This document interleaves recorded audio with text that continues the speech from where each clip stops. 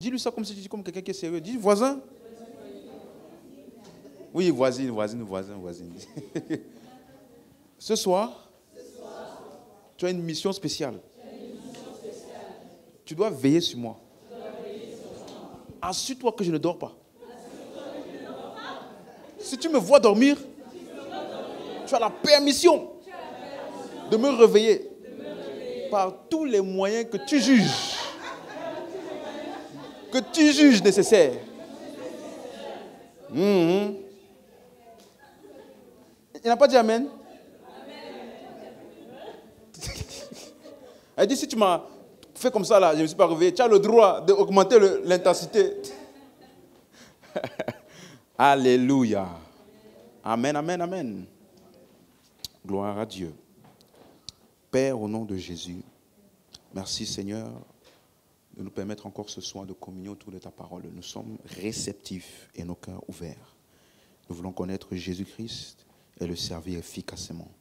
Alors ce soir, nous demandons et nous recevons par la foi que les yeux de nos cœurs sont illuminés. Un feu nouveau est communiqué alors que la révélation de la parole arrive à nous. Au nom puissant de Jésus. Amen. Alors ce soir, j'ai un point super important à partager avec nous. Mais ce n'est pas un nouveau point. C'est quelque chose que tu as déjà certainement entendu. Mais comme je dis toujours, il ne faut pas toujours t'attendre à recevoir des nouveaux messages parce que je me suis rendu compte que les vérités dans lesquelles aujourd'hui tu es affermi, ce sont les vérités que tu as entendues encore et encore. Ce n'est pas quelque chose que tu as entendu une fois. Si les choses dans lesquelles tu es vraiment affermi aujourd'hui, ce sont les vérités dans lesquelles tu as pris le temps de les écouter encore. Et voilà pourquoi, laissez-moi vous donner deux, trois textes par rapport à ça. 2 Pierre, chapitre 1, verset 12. Donc on va lire beaucoup, vraiment beaucoup. Donc il y a des textes que je vais mentionner pendant que je suis en train de prêcher. C'est à vous d'ouvrir. Alléluia. Donc, tu dois être assez diligent pour ouvrir, lire, vérifier et suivre l'enseignement. Amen, parce que je ne veux pas prendre vraiment trop de temps. Donc, j'aimerais qu'on soit assez diligent. 2 Pierre, chapitre 1, à partir du verset 12, il dit, « Voilà pourquoi je prendrai soin de vous rappeler ces choses, bien que vous les sachiez et que vous soyez affermis dans la vérité présente. » Donc, il dit, « Je te rappelle les choses que tu sais déjà, parce que c'est quand on va te rappeler ça que tu vas être comment? Affermi. » Donc, afin que vous soyez, bien que vous les sachiez, et que vous soyez quoi? Affermis dans la vérité présente.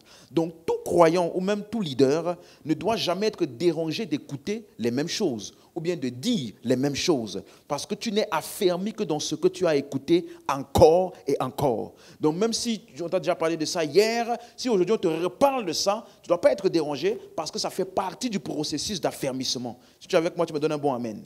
Et donc, voilà pourquoi au verset 13, il dit maintenant, « Et je regarde comme un devoir, aussi longtemps que je suis dans cette tente, de vous tenir comment? En éveil.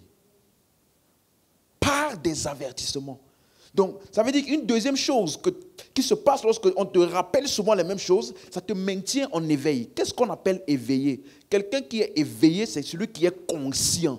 Donc, il y a des vérités des Écritures pour lesquelles tu ne seras plus conscient si tu ne les écoutes plus.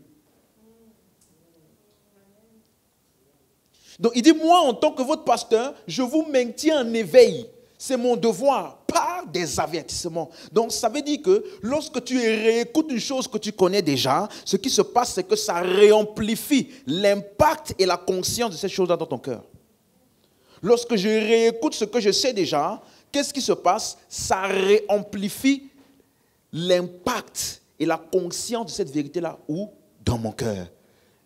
Verset 15, verset 14. Car je sais que je la quitterai subitement, ainsi que le Seigneur Jésus, Christ me l'a fait connaître.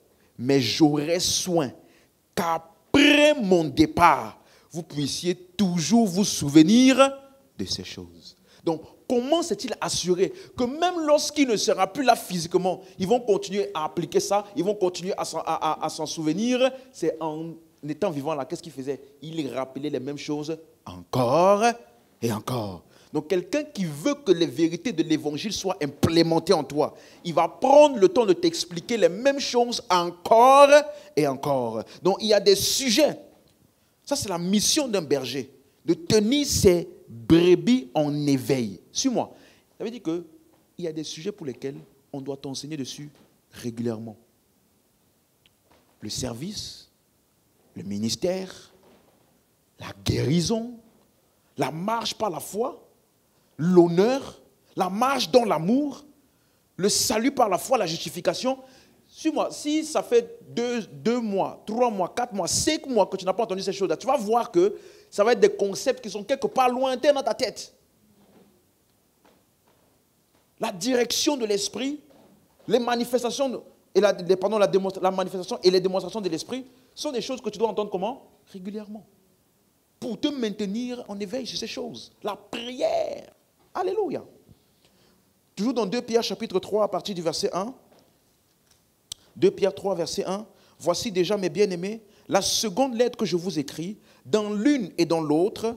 Donc Pierre dit que ça c'est la seconde lettre, n'est-ce pas? Parce qu'il y a 1 Pierre et il y a aussi 2 Pierre. Et il dit que voici la seconde lettre que je vous écris, dans l'une, c'est-à-dire dans 1 Pierre, et dans l'autre, c'est-à-dire dans 2 Pierre, je cherche à faire quoi? À éveiller par des avertissements votre saine intelligence. Ça veut dire une manière de réfléchir et de raisonner qui reste en éveil en toi par des avertissements. Verset 2, afin que vous vous souveniez des choses annoncées d'avance par les saints prophètes et du commandement du Seigneur et Sauveur, enseigné par vos apôtres.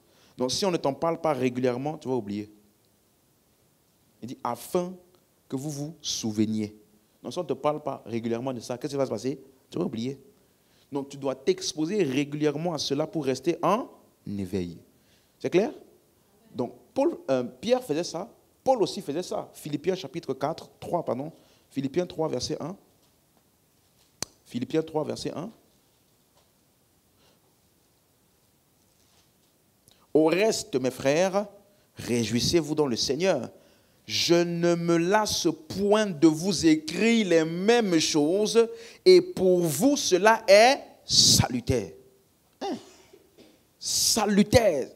Donc, ça veut dire que c'est quelque chose de primordial pour toi, qu'on te dise les mêmes choses. Alléluia. Pourquoi c'est salutaire? Parce que ça te maintient en éveil. Donc, ce soir, je vais t'enseigner sur un point extrêmement important.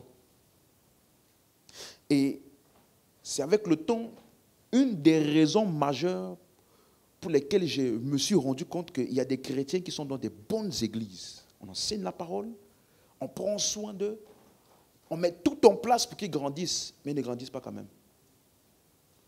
Ça veut dire que ce n'est pas l'église ni les enseignements le problème. Parce que tu sais que, quel que soit le pasteur, même Jésus, il a eu des mauvais fidèles. Hein? Il y a des personnes qui l'ont laissé. Quand tu lis dans Jean 6, ils ont dit, mais cette parole est dure. Qui peut l'écouter?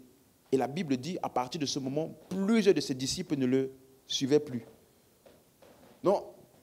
Si même le pasteur Jésus a eu des gens qui l'ont laissé, donc tu comprends que s'il y a eu un Judas, malgré que c'était Jésus qui l'enseignait. Tout le monde comprend?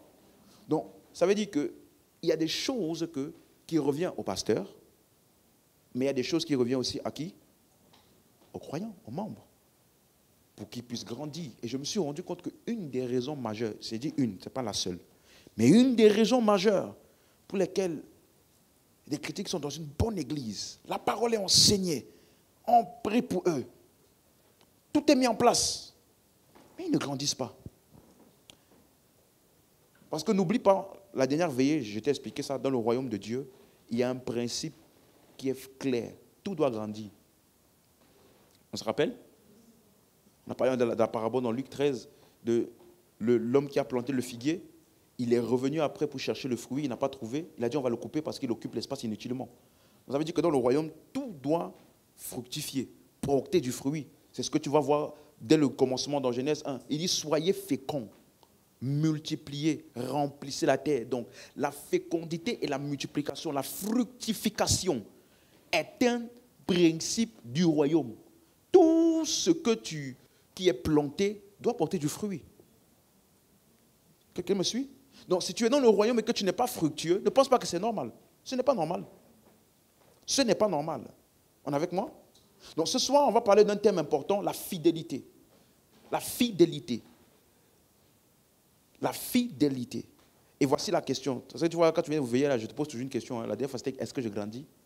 Et aujourd'hui, je vais te poser, que fais-tu de ce que tu as reçu? Pose ça à ton voisin. Ou bien de ce qui t'a été donné. Parce que tu vas voir que ce qu'on appelle quelqu'un de fidèle, c'est celui à qui on a donné quelque chose et qui en a fait un certain usage dans les règles et selon le but pour lequel ces choses lui ont été données. Et que ça a produit ce que ça devait produire. Quelqu'un me suit un peu?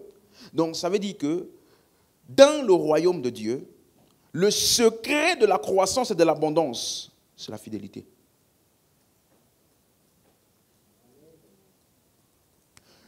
Quelqu'un comprend? La fidélité est un secret ou bien est une vertu qui te donne de grandir et d'avoir dans l'abondance dans le royaume. Ça veut dire, tu ne peux pas avoir de l'abondance dans une chose pour laquelle tu n'as pas été fidèle. Tu ne peux pas avoir de l'abondance en abondance. Je parle dans le royaume, hein, dans les choses pour lesquelles tu n'as pas été comment? Fidèle. Regardez un texte, Luc chapitre 16, verset 10, tout le monde connaît ça. Luc chapitre 16, verset 10. Si quelqu'un est fidèle dans les petites choses, je suis en train de lire la version Martin, la version Semeur.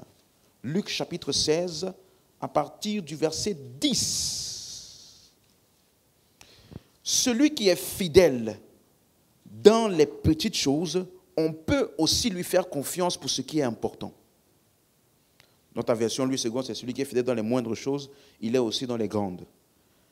Mais celui, version Semeur, qui n'est pas fidèle dans les petites choses, ne l'est pas non plus dans ce qui est important. Donc, qu'est-ce qu'on appelle fidélité? La fidélité, c'est le fait d'utiliser ce qui t'a été donné pour ce pourquoi ça t'a été donné. Afin que ça produise ce que c'était censé produire. Je reprends. Ce qu'on appelle la fidélité, c'est le fait d'utiliser ce pourquoi ça t'a été donné pour ce pourquoi ça t'a été donné. Afin que ça produise ce que c'était censé produire. Donc c'est pour ça que tu vas voir par exemple le verset 11, il dit, toujours dans la version Semeur, il dit, si donc vous n'avez pas été fidèles dans la gestion des richesses injustes, qui vous confiera les véritables. Donc maintenant, il lit le mot fidèle à quoi? La gestion. Donc comment as-tu géré? Qu'est-ce que tu as fait de ce qui t'a été donné? Donc on ne peut pas juger ma fidélité sans qu'il y ait quelque chose qui t'a été donné. Donc ce qui m'a été donné, comment est-ce que j'ai géré? Comment je l'ai utilisé et qu'est-ce que cela a produit? Est-ce que tu es avec moi? Donc, mais il dit ceci, quand tu vois quelqu'un qui avait des petites choses et qui lui a été confié des grandes choses, c'est parce que dans les petites choses qui lui a été données, il a été comment? Fidèle. Fidèle. Donc voici pourquoi, si on t'a donné une chose et que tu n'utilises pas pour ce pourquoi cela a été donné, ne t'attends pas à recevoir plus. Quelqu'un comprend? Si tu t'as donné des choses et que tu ne l'utilises pas dans ce pourquoi cela a été donné, ne t'attends pas à recevoir plus. Donc, c'est pour cela que vous tous, vous connaissez Matthieu 25, à partir du verset 14 à 29, la parabole des talents, n'est-ce pas? À l'un, il était donné combien? 5 talents. À un autre, 3. Et à un autre, 1. N'est-ce pas? Et la Bible dit, non, à un autre 2 et à un autre 1, pardon. Et la Bible dit qu'ensuite, le maître est revenu. Regardez ce qu'il a dit, Matthieu chapitre 25, à partir du verset 21. On va lire à partir du verset 20.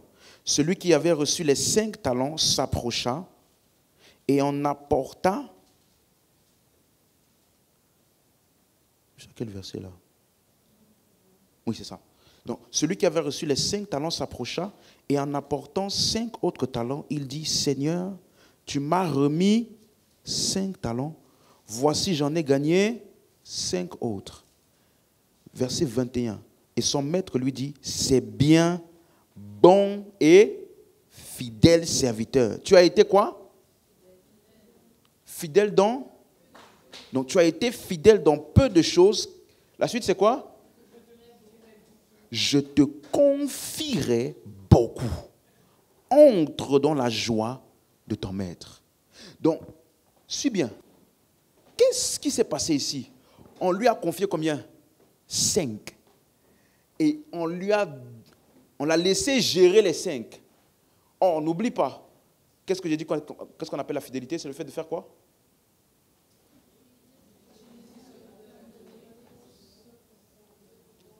Utiliser ce qu'on t'a donné pour faire quoi? Pour ce pourquoi ça t'a été donné, afin que ça produise ce que c'était censé produire. Tout le monde a compris?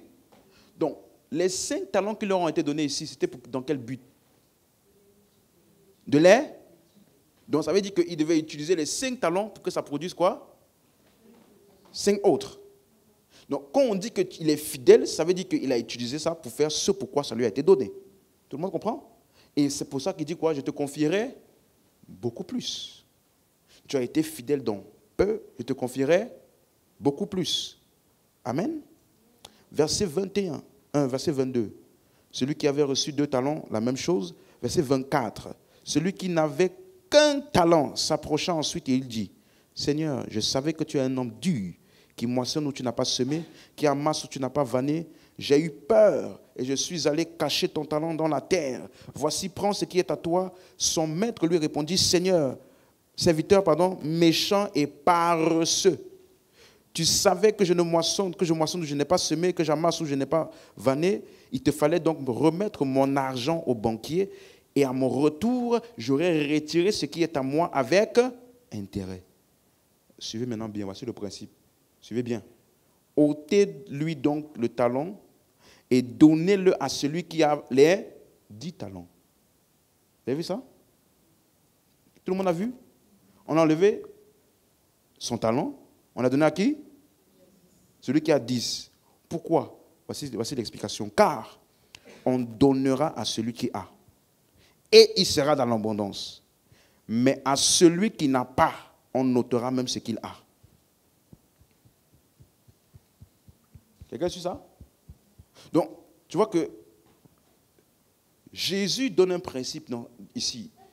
Il dit qu'il y a des choses dans le royaume pour lesquelles il y a des choses qui te seront données. Et pour lesquelles, si tu ne fais rien avec, il te sera ôté ça. Et on va donner à quelqu'un qui a été fidèle avec ce qui lui a été donné.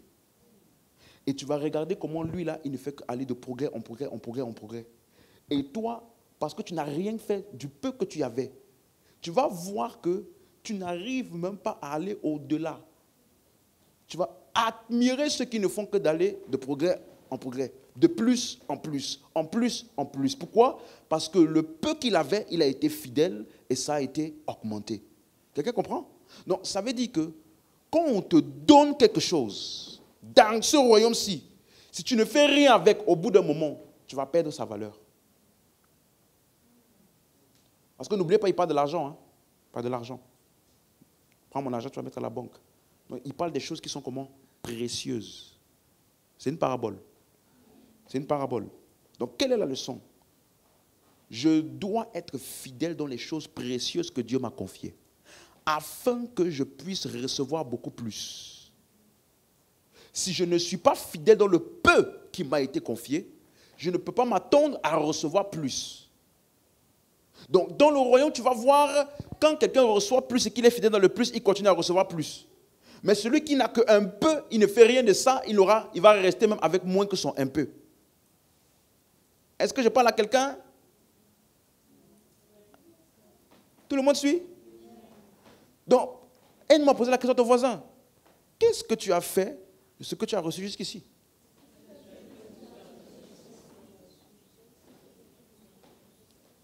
Donc, tu vois que des fois dans nos églises, là, il y a des gens, on leur a confié des choses.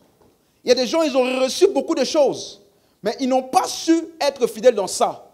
Du coup, ce n'est pas parce qu'ils sont exposés à plus de choses qu'ils vont grandir.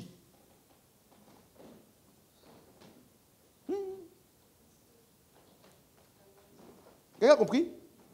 J'arrive doucement. Donc, est-ce que tu es d'accord? Retiens bien ça. Je veux vraiment que tu retiennes. Qu'est-ce que tu fais de ce qui t'a déjà été donné? Donc, voyons voir quels sont les genres de choses qu'on nous donne, par exemple. J'ai un seul truc pour lequel je veux m'attarder ce soir, mais je vais te donner un ensemble de choses. Par exemple, Éphésiens chapitre 2, verset 8. Éphésiens chapitre 2, verset 8. C'est par la grâce, Éphésiens chapitre 2, verset 8. Donc, si c'est ta Bible, marque bien le mot par la grâce. Parce que la grâce, c'est quelque chose qui t'a été donné. C'est ça? Si on dit grâce, ça veut dire on te l'a donné gratuitement. Donc, regardez ce qu'il dit. C'est par la grâce que vous êtes quoi? Donc, il commence à t'expliquer qu'une des choses qui sont contenues dans la grâce, donc la grâce, vous êtes quoi? Sauvés par le moyen de la foi. Cela ne vient pas de vous, c'est quoi? C'est le don de Dieu. Donc, le salut là, on appelle ça quoi? Don de Dieu. Ah. Donc, pourquoi est-ce que le salut t'a été donné? Quelqu'un avec moi? Verset 10. Car nous sommes son ouvrage, ayant été créés en Jésus-Christ, pour, ça veut dire quoi? Le but de ce qui t'a été donné là, n'est-ce pas? Donc, le verset 8 ne trouve son sens qu'au verset 10. On t'a donné le salut pour des bonnes œuvres. Donc, ça veut dire que si je vois un sauvé sans être en train d'accomplir les bonnes œuvres, comment on l'appelle?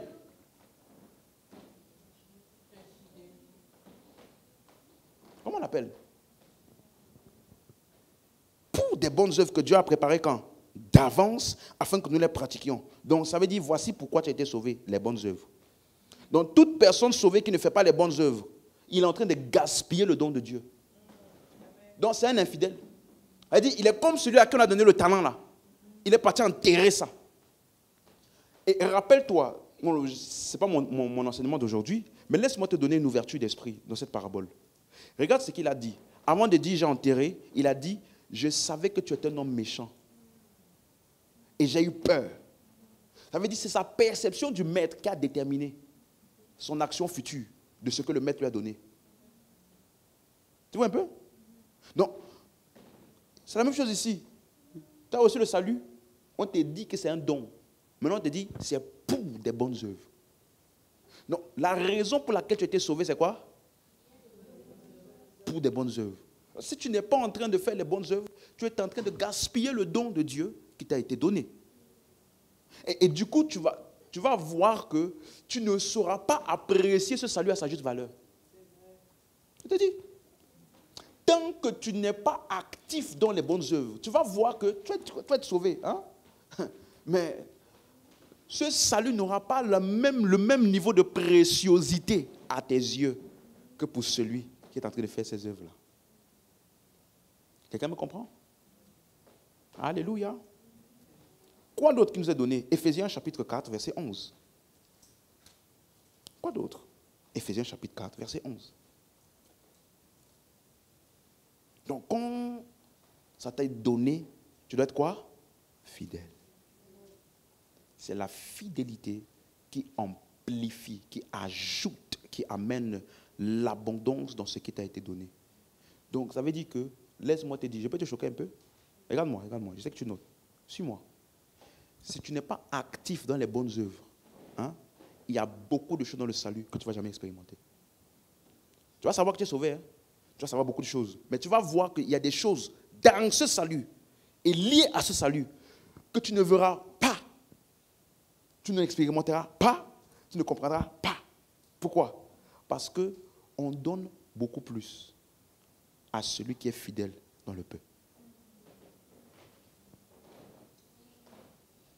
Est-ce que je parle à quelqu'un? Qu'est-ce que tu fais? Une autre chose qui t'est donnée,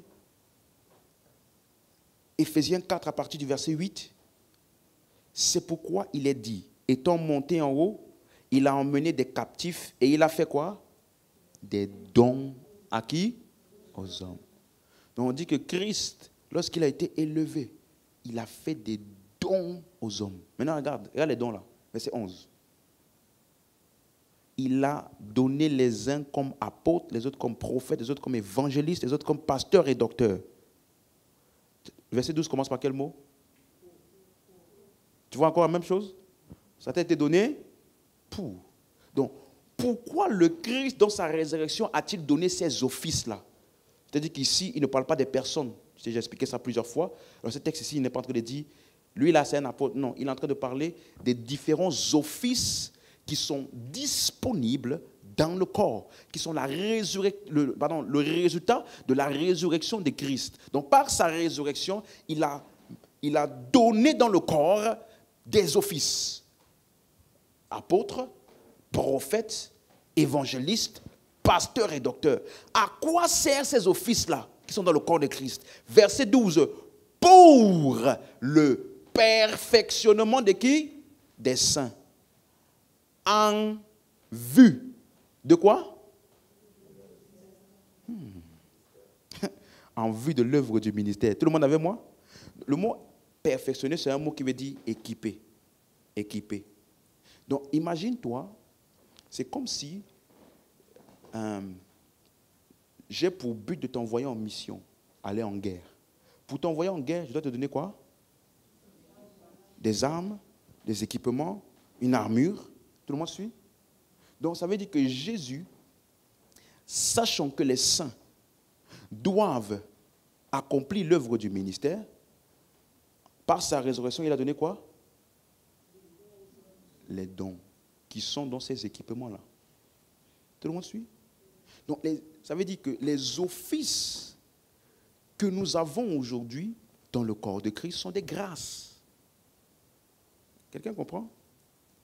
Ça veut dire que chacun d'entre nous, il y a des offices qui font partie de l'équipement de Christ en vue du ministère auquel il t'appelle.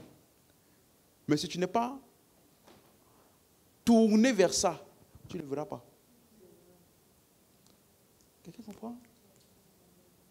Donc, chacun d'entre nous, là, quand on dit les saints, chaque saint est donc appelé au ministère, et en vue de ce ministère-là et de l'édification du corps de Christ, chaque saint a été donné un équipement.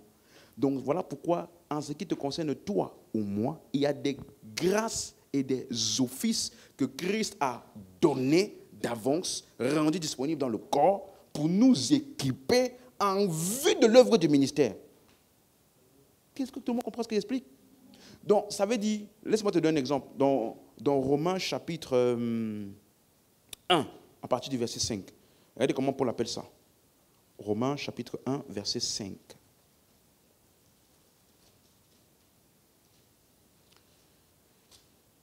Romains chapitre 1, verset 5. Donc, juste à la fin du verset 4, il dit, Jésus-Christ notre Seigneur, verset 5, par qui nous avons reçu, quoi? Plus fort, quoi? La grâce et l'apostolat. Suis-moi. Donc, comment il a appelé la grâce l'apostolat? Ça veut dire que son office d'apôtre était une grâce. Quelqu'un comprend? Donc, quand on dit la grâce, donc il y a le salut, n'est-ce pas? Grâce, ça parle de quoi? Les grâces ministérielles. Ou alors les offices. Donc, chacun d'entre nous, dès que tu es né, ou bien même avant, il y a des grâces et des offices que Dieu a déjà préparés pour toi, qui font partie de l'équipement avec lequel tu vas accomplir l'œuvre du ministère. Maintenant, j'ai une question. Si, après avoir reçu Christ, les grâces et dons, tu ne fais pas l'œuvre du ministère, comment on appelle ça? Donc, est-ce que tu peux remplacer infidélité par gaspillage? Moi, je préfère gaspillage. C'est la même chose. Tu fais du gaspillage. Imagine-toi. Je te donne une armure, je te donne les armes, je te donne tout ça. Dès que tu as fini de recevoir tout ça, tu vas à la maison, tu regardes Netflix. Comment on appelle ça? Gaspillage. Amen. Donc, il y a des choses qui nous sont données et tu dois être conscient que ce qui t'a été donné pour un but. C'est clair? Donc, Paul est conscient que la grâce et l'apostolat qu'il a reçu, c'est pour, tu as encore vu le mot pour, après apostolat, c'est pour faire quoi? Pour amener en son nom à l'obéissance de la foi tous les païens. Donc j'ai reçu cette grâce, cet apostolat, pour amener à l'obéissance de la foi les païens. Donc imagine-toi qu'il avait reçu la grâce, l'apostolat, et il rentrait à la maison. Et il ne faisait pas ce pourquoi cela lui a été donné. Donc, la fidélité est liée à ce que tu fais de ce qui t'a été donné. Mais ce soir, maintenant, je vais parler d'un point. Un point très, très important. Matthieu, chapitre 13, verset 10. Parmi les différentes choses qui t'ont été données, il y a ce qu'on appelle la connaissance révélée. La connaissance révélée. Matthieu 13, verset 10. Suis-moi. L'accès à la connaissance, c'est un privilège. Suis-moi. C'est un vrai privilège. Parce que tu ne sais pas, beaucoup de gens qui sont dans des années dans l'ignorance, vivant une vie totalement à côté, juste parce qu'il leur manque la connaissance. Et toi et moi aujourd'hui, nous avons eu accès à la connaissance, ce que j'appellerais plutôt la connaissance révélée. La connaissance révélée. Ça veut dire une connaissance qui vient de la révélation de la parole. Parce que tu peux avoir les Écritures sans avoir la connaissance révélée. C'est ce qui était le cas des disciples avant qu'ils ne rencontrent Jésus. Ils avaient les Écritures, mais n'avaient pas la révélation. Donc, il y a ce qu'on appelle la connaissance révélée. Suis-moi, ça, c'est aussi une grâce. Ça, c'est aussi un don. Et regarde ce que Jésus dit dans Matthieu 13, verset 10. Matthieu 13, verset 10. Il dit, les disciples s'approchèrent et lui dirent, pourquoi leur parles-tu en parabole? Pourquoi? Pourquoi leur parles-tu en parabole? Verset 11.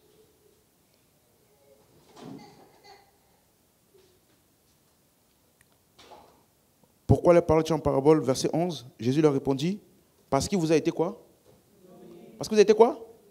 Donné de... Donc, connaître le mystère, parce qu'il connaît les mystères du royaume. Donc, connaître le mystère, c'est un don. Donc, suis-moi. Est-ce que tu sais le nombre de personnes qui auraient aimé connaître ce que tu connais aujourd'hui?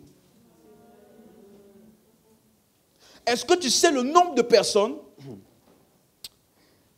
Non, laisse-moi ne pas dire ça pour l'instant. Est-ce que tu sais le nombre de personnes qui auraient aimé connaître le 1% de ce que tu connais? Donc Jésus dit, je viens au niveau des pharisiens, et pourquoi tu ne l'as pas en parabole? Il dit, parce qu'il vous a été quoi? Donné de connaître les mystères du royaume, et eux, cela ne leur a pas été donné. Donc ça veut dire que quelqu'un qui connaît et qui a réussi à comprendre, à connaître, avoir accès à la révélation des mystères du royaume, c'est un don. Ce n'est pas un acquis. Ce n'est pas un dû. Donc tu ne dois jamais banaliser ce privilège.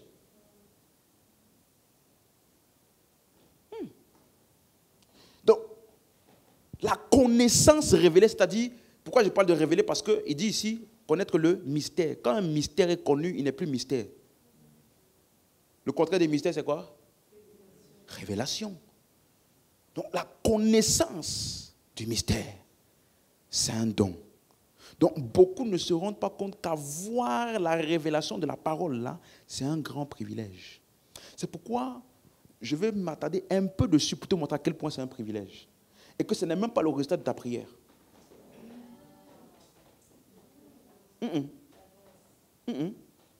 Ce n'est pas le résultat d'abord de ta prière, ni de ta bonne volonté.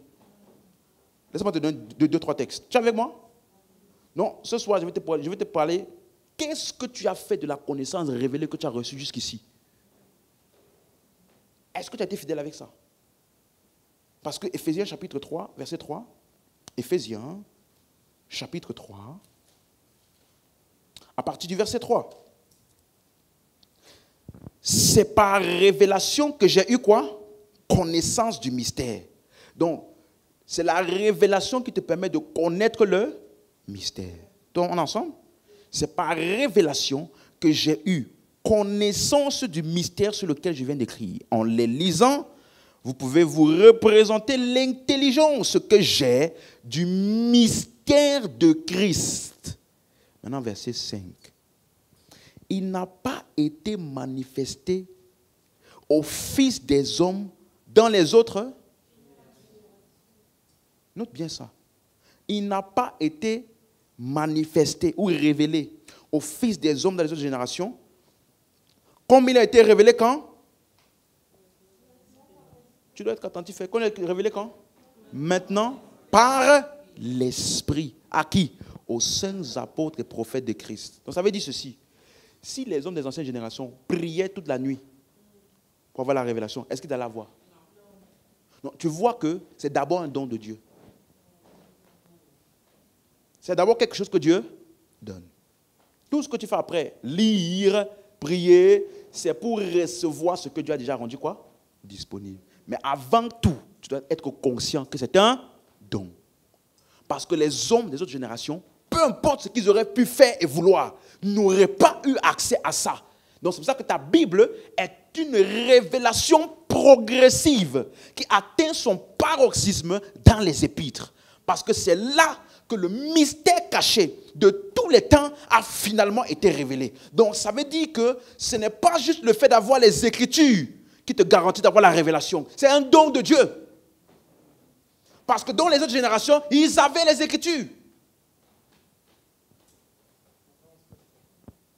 C'est un don de Dieu par son esprit. Laissez-moi. Donc ça veut dire, la connaissance révélée, c'est lorsque nos cœurs s'ouvrent à la révélation de la parole. La connaissance révélée, c'est lorsque nos cœurs s'ouvrent à la parole, si tu veux dire ça comme ça. Donc tu arrives à saisir et à comprendre la parole au travers des Écritures. On est ensemble? Est-ce qu'on est ensemble? Un autre texte, Colossiens chapitre 1 à partir du verset 25. Donc la connaissance révélée. Dis avec moi, la connaissance révélée est mon partage par le Saint-Esprit. Tu dois être conscient, hein, ce n'est pas un acquis. Je connais des hommes qui lisaient la Bible, on va voir ça après, des gens comme Apollos, ils lisaient la Bible, versés dans les Écritures. Mais le niveau de connaissance de la révélée est comment? Très bas.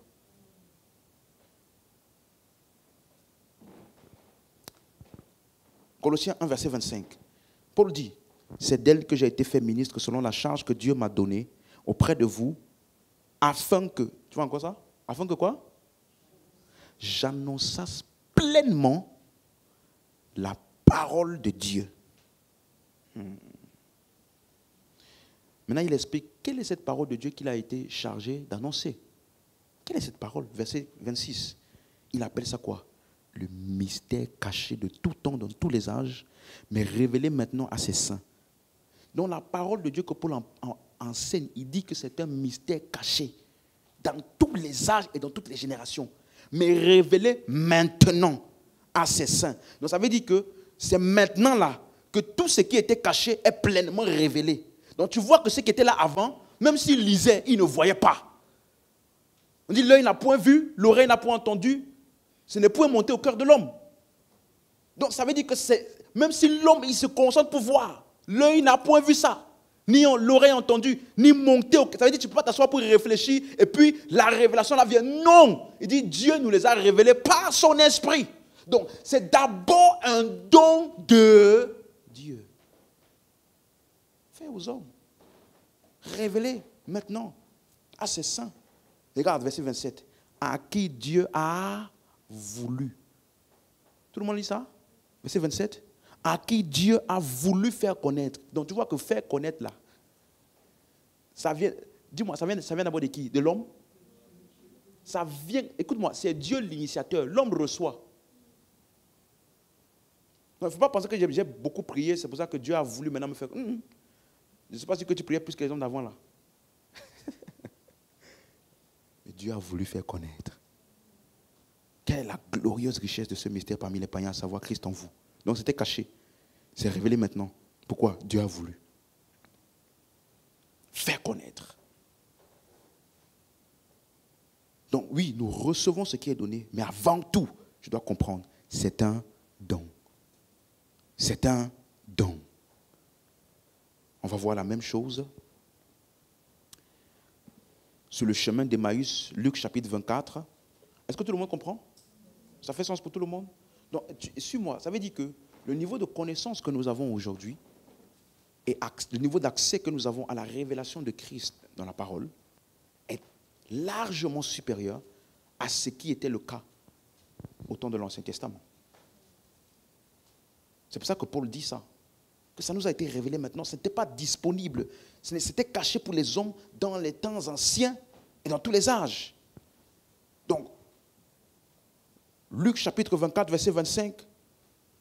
Alors Jésus leur dit, ô hommes sans intelligence dont le cœur est long à croire, tout ce qu'ont dit les prophètes, ne fallait-il pas que le Christ souffrit ces choses et qu'il entrât dans sa gloire? Et commençant par Moïse et par tous les prophètes, il leur expliqua dans toutes les Écritures ce qui le concernait. La suite. Verset 31 directement. Pendant qu'ils étaient à table, verset 30, avec eux, il prit le pain et après avoir rendu grâce, il rompit et le leur donna. Verset 31. Alors leurs yeux s'ouvrirent. Leurs yeux ont fait quoi? Notez bien, à chaque fois que tu vas voir le mot ouvrir. Leurs yeux s'ouvrirent et ils le reconnurent, mais il disparut de devant eux. Verset 32. Et ils se dirent l'un l'autre. C'est quelqu'un la version Darby du verset 32. Il peut nous ouvrir ça, s'il vous plaît, version Darby. Mais dans la version Louis II, il dit, et ils se dirent l'un à l'autre. Notre cœur ne brûlait-il pas au-dedans de nous lorsqu'il nous parlait en chemin et nous expliquait les Écritures. Dans la version Darby, au lieu de dire, à la fin, là, au lieu de dire, il nous expliquait les Écritures, qu'est-ce qu'il dit? Lorsqu'il nous ouvrait les Écritures. Donc tu vois le mot ouvrir combien de fois? 2 fois déjà. Leurs yeux se sont ouverts. Et après on dit, pendant qu'il nous parlait et qu'il nous ouvrait les Écritures. C'est ça la révélation. Ils ont pu voir à travers les Écritures ce qu'ils n'avaient jamais pu voir et comprendre malgré tout le temps qu'ils avaient dans les Écritures. Verset 44.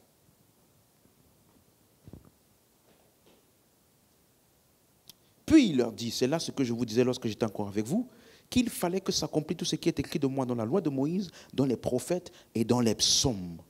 Alors il leur ouvrit l'intelligence ou bien l'esprit, afin qu'ils quoi? Qu'ils comprissent les Écritures.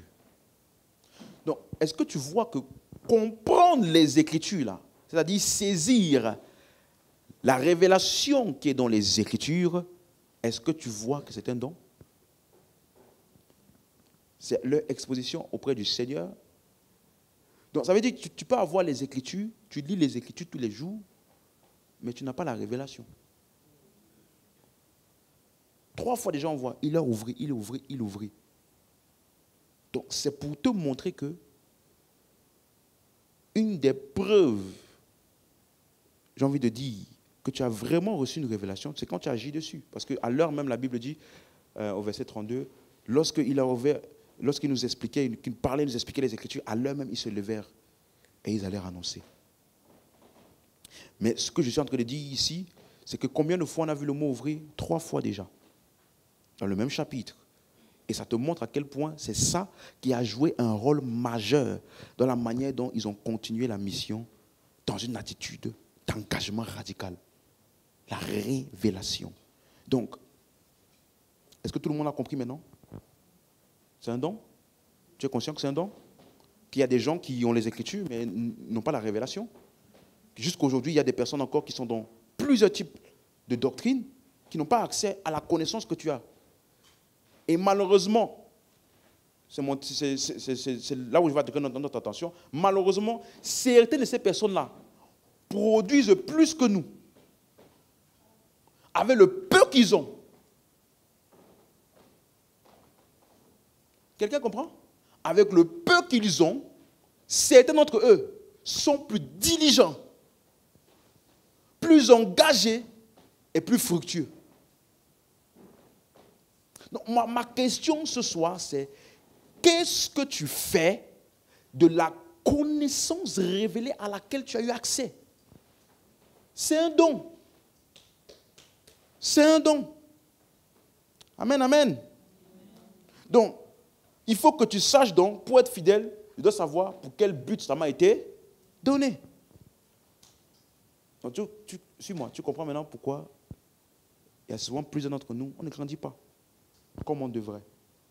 Parce que, avec le peu que tu as déjà reçu jusqu'à maintenant, tu ne le maximises pas et tu ne le mets pas à l'œuvre comme ce pourquoi ça t'a été donné. Du coup, on ne peut pas ajouter plus. Tu es exposé à plus d'enseignements, mais tu ne grandis pas plus. Quelqu'un suit? Tu peux être exposé à plus d'enseignements, mais tu ne grandis pas plus. Pourquoi? Parce que c'est quand tu es fidèle dans le peu qu'on te confie beaucoup plus. Le niveau de révélation que tu as aujourd'hui, qu'as-tu fait de ça? Donc c'est pour ça que tu dois te poser la question, pourquoi est-ce que ça m'a été donné? Pourquoi d'abord? Pourquoi? Donc, quand il s'agit de la connaissance révélée, c'est un privilège, ce n'est pas un dû. C'est pour ça que même quand Paul il enseignait, il enseigne. Après, il vient prier, Seigneur, je sais que je leur ai enseigné, hein, mais illumine les yeux de leur cœur pour qu'ils voient. Ça veut dire que malgré mon enseignement, je dois prier pour eux, pour qu'ils puissent recevoir la révélation dans ce que j'ai enseigné. Donc tu vois que ce n'est pas une chose d'une fois pour toutes. Tu t'approfondis de plus en plus dans ce que tu as compris, tu grandis en révélation et en profondeur. Mais encore une fois, je te l'ai dit, c'est ce que tu fais avec le peu qui va déterminer si on peut t'ajouter plus.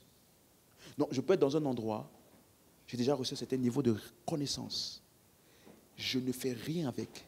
Je reste assis à l'église, je viens au culte, je rentre chez moi, je fais ma vie et je ne comprends pas pourquoi, malgré le fait que j'ai des enseignements excellents, enseignement après enseignement, série après série, c'est comme si je stagne. Le même niveau d'engouement que j'avais quand je venais d'entrer en contact avec cette révélation-là, le même niveau de passion et de feu que j'avais quand je venais de connaître le message-là, le même niveau de tout ce que ça produisait en moi, à bout d'un moment, c'est comme si ça ne me dit plus autant, ça ne m'affecte plus autant. Tu sais pourquoi? Parce que tu es arrivé au bord de ce vase-là. Si on ajoute dessus, ça va se verser. Parce que tu n'as rien fait de ce que tu as accumulé jusqu'à maintenant.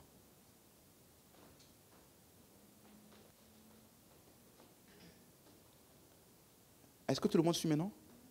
Donc, comme j'ai reçu un certain niveau de connaissance et de révélation, c'est ce que je fais avec ça qui va déterminer ce qu'on va m'ajouter en plus.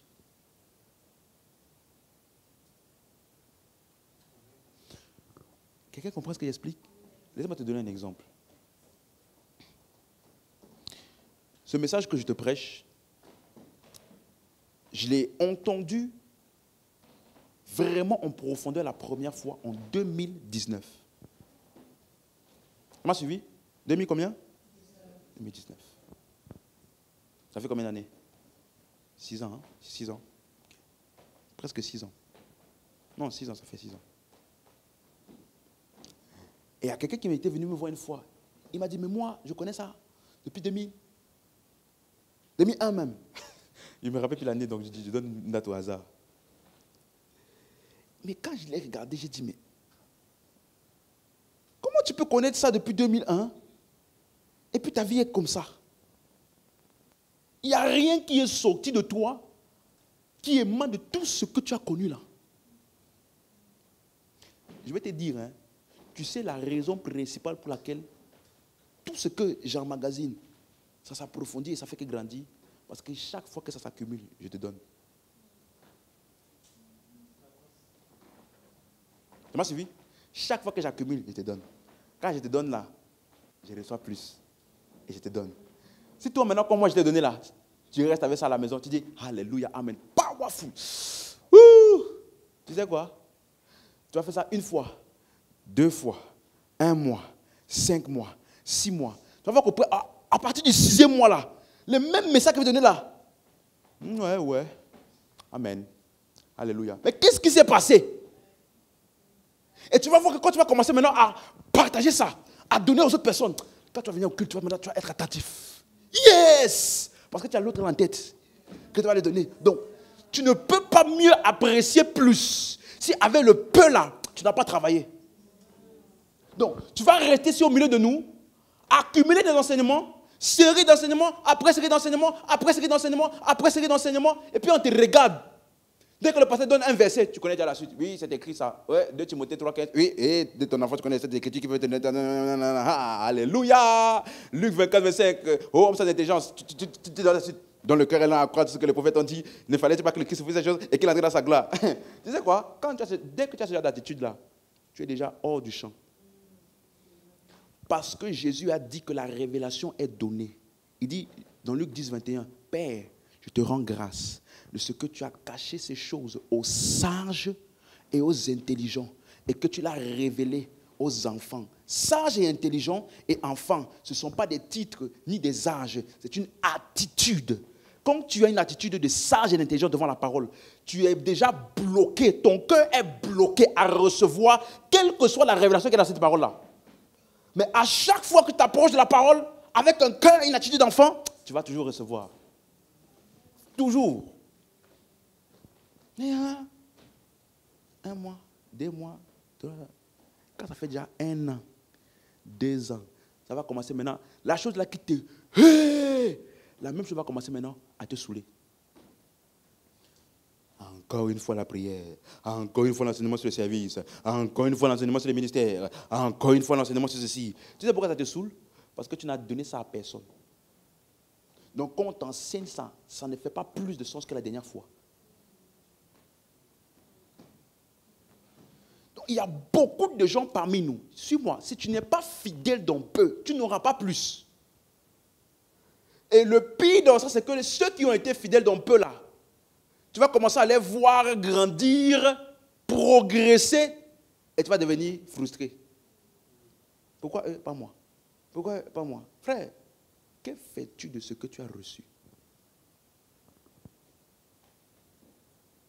Donc souvent quand on parle de fidélité, c'est on t'a donné telle fonction, on t'a donné telle responsabilité. Aujourd'hui, là, je ne vais pas te parler de ça. Je vais te parler de fidélité avec la connaissance que tu as reçue. C'est ça qui détermine quel niveau. On dit, il a été fidèle dans peu. On va lui confier. Donc, suis-moi. C'est pour ça que même moi, quand je viens prêcher ou quand je lis la Bible, je prie, mon frère. Parce que je peux lire toute la Bible, là. En fin de compte, j'ai qu'une révélation. Parce qu'en fin de compte, c'est Dieu qui donne. Donc, même quand je t'ai enseigné, je vais prier pour toi. Donc, comprends-moi, ce n'est pas un acquis. Quand tu vois un homme qui a saisi la révélation, il a saisi la parole, ce n'est pas un acquis. Non, ce n'est pas un acquis. Tu es avec moi? Donc,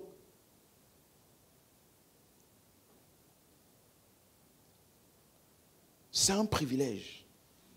La question qu'il faut se poser, pourquoi est-ce que ce privilège t'a été donné? C'est ça que tu dois te poser comme question. Ouvrons ensemble 2 Timothée 2, verset 1.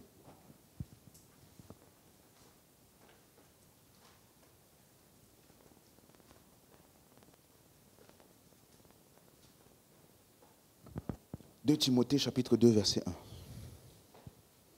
Donc, suis-moi. Est-ce que tu comprends maintenant qu'il y a certains niveaux de profondeur, certaines expériences même, que tu n'auras pas si tu n'es pas engagé activement et intentionnellement dans le but pour lequel ces choses t'ont été données.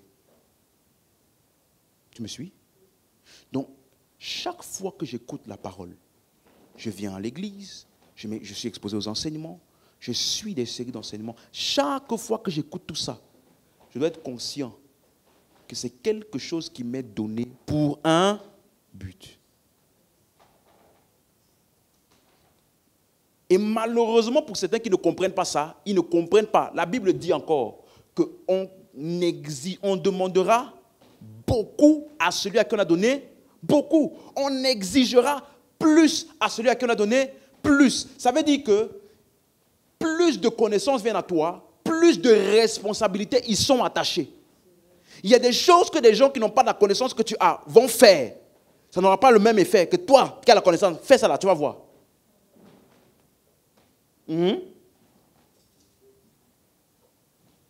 Quelqu'un me comprend?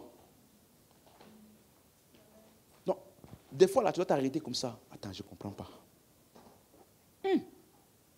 J'ai fait 20 ans, 10 ans, 5 ans, 1 an de vie chrétienne. Comme ça, là. Jusqu'à ce que je suis venu ici. J'ai commencé à être exposé à des enseignements qui ont totalement changé ma perception de Dieu, de sa parole, de son œuvre. Pourquoi? Est-ce que tu penses que tu as prié plus que d'autres personnes qui n'ont pas accès à ça aujourd'hui? Tu penses que c'est ta prière? Paul dit, lorsqu'il plut à celui qui m'avait appelé par sa grâce de révéler son Fils en moi. Il dit lorsqu'il plut à celui qui m'avait appelé de révéler son Fils. Ça veut dire que révéler son Fils en lui, là, ce n'est pas juste le fait de prière. Paul le reconnaît, il dit, c'est lorsqu'il plut. Il plut à lui, là. Donc ma question est, tu es ici, là. Pourquoi? Regarde, imagine ton frère, ta soeur, imagine même tes anciens collègues de tes anciennes églises. Où sont-ils aujourd'hui? On commence à imaginer, hein, ils sont où? Ou les personnes que tu connais qui étaient dans des doctrines un peu pas très correctes. Vous avez avancé ensemble. Et toi, tu t'es retrouvé finalement ici. Peu importe où ici, ou peu importe le moyen par lequel tu es rentré en contact avec la connaissance révélée. Pourquoi toi? Pourquoi toi? Surtout si tu es comme nous là, on a fait 2, 3, 4, 5 églises là, on a tourné un peu, on nous a un peu, hein? Et puis finalement on est entré ici. Donc il y en a même, toi-même, c'est ton premier genre d'église ici. Hey, vraiment. Vraiment. Pourquoi toi? Pourquoi? Ça veut dire que c'est une grâce, ça veut dire que c'est un privilège qui t'a été donné, mais suis-moi, à celui à qui on a donné, on demande aussi plus. Ça veut dire qu'il y a une exigence et une responsabilité associée à ce à quoi tu étais exposé. Pourquoi ça t'a été donné?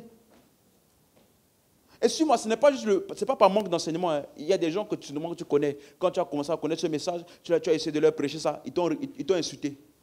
Tu as dit, mais arrête, là, tu te dis radical, là. Tu vois, non? Donc, ça veut dire que ce n'est pas juste une question de venir dire ça aux gens. Il y a des gens à qui on a dit ça, comme on t'a aussi dit à toi. Mais toi, ton cœur était déjà ouvert, réceptif, et tu as reçu. Pourquoi toi? Là, je vais te poser la question ce soir. Hein. Pourquoi toi? Que je connais des amis avec lesquels on a grandi dans la foi. On a même commencé un peu à connaître les choses de Christ ensemble. Et en cours de chemin, parce que c'était trop radical pour certains, ils sont retournés dans leurs choses. Au point où le niveau de proximité dans l'amitié a été totalement perdu. Parce que tu es trop radical, parce que... peu importe la chose. Mais pourquoi toi? Pourquoi toi? Donc ce n'est pas un acquis. Quelqu'un me comprend? Ce n'est pas un acquis. Le fait que tu dormes, tu te réveilles, et quand tu veux prier, tu sais, il y en a beaucoup d'entre nous là, tu es tellement habitué à vivre la liberté que tu ne te rends plus compte du privilège de la liberté. Tu as passé tellement de temps où tu te réveilles le matin, parce que moi, nous à l'époque, on se réveille le matin. Première chose qu'on a fait, entrer dans ses parvis avec des louanges et actions de grâce. Deuxième étape, j'invoque le sang de Jésus pour me purifier, Seigneur. Je confesse tous mes péchés. Si tu ne fais pas ça, Dieu n'écoute pas ta prière. Donc écoute-moi bien. Mais toi, aujourd'hui, tu te lèves le matin. On t'a dit, tu dois prier. Voilà les sujets de prière. Dis-moi, depuis qu'on a commencé la veille de prière, n'est-ce pas? On a confessé tes péchés. Tu es tellement habitué à ne plus vivre de la condamnation que tu penses que c'est un acquis. Tu penses que c'est un acquis. Pourquoi toi? Tu es habitué. Ou tu pries, Seigneur Père, oh, je te rends grâce de ce que tu m'exauces toujours. Tu penses que c'est un acquis? Il y a des gens, on leur donne les 40 techniques pour que ta prière soit exaucée. Mais toi, tu n'as plus ce blocage. Est-ce que tu es conscient du privilège que tu as? Est-ce que tu es conscient? Je me rappelle, je parlais avec un frère une fois. Il expliquait comment il est zélé pour l'évangile, tout ça. À la fin, il me dit, je n'ai pas envie d'aller en enfer. Je n'ai pas envie d'aller en enfer.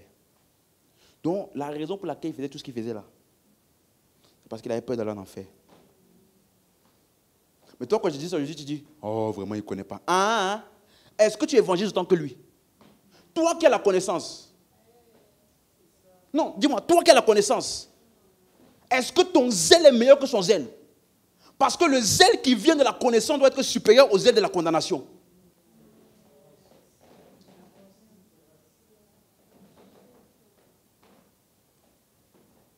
Mais lui, il va de gare en gare. Je le connais. De gare en gare, il va. Des fois même, il change de travail parce que tel horaire ne permet pas. Il change de ville. Il va dans une autre ville. Il évangélise là-bas. Je l'avais rencontré à la gare, parce que j'allais à Dijon. Je l'ai rencontré à la gare de Dijon. Pendant que les gens jouaient au piano, il était en train de crier. Hé, mes bien-aimés, Jésus vous aime. Mais toi, tu as la connaissance. Dès qu'on dit évangélisation, oh, pasteur, en ce moment, je n'ai pas trop le temps. Mais voilà quelqu'un qui n'a pas ta connaissance, mais qui fait plus. Tu vois, à force d'avoir beaucoup quelque chose, tu peux tellement t'habituer à un privilège que tu commences à penser que c'est un acquis. Et aujourd'hui, je suis venu te dire, réfléchis, la révélation de la connaissance là. Écoute-moi, ce n'est pas un acquis. Ce n'est pas un acquis. Loin de moi l'idée de me glorifier. Hein? Loin de moi l'idée de me glorifier. Mais je peux te dire, le travail que je fais, tous les jours, bon, ma femme est bon, j'allais te dire, ma femme est là, mais il faut lui demander combien de nuits on passe ensemble. Il faut lui demander. Combien de temps je suis devant les Écritures, prier, fais ceci, jeûner, fais tout ça là. Ne prends pas ça comme un acquis. Parce que, tu vois, moi, je sais que ce que je fais là, ce n'est pas ça qui m'a donné la révélation. J'ai fait ça parce que j'ai eu la révélation. Ce n'est pas la même chose. Tu me comprends?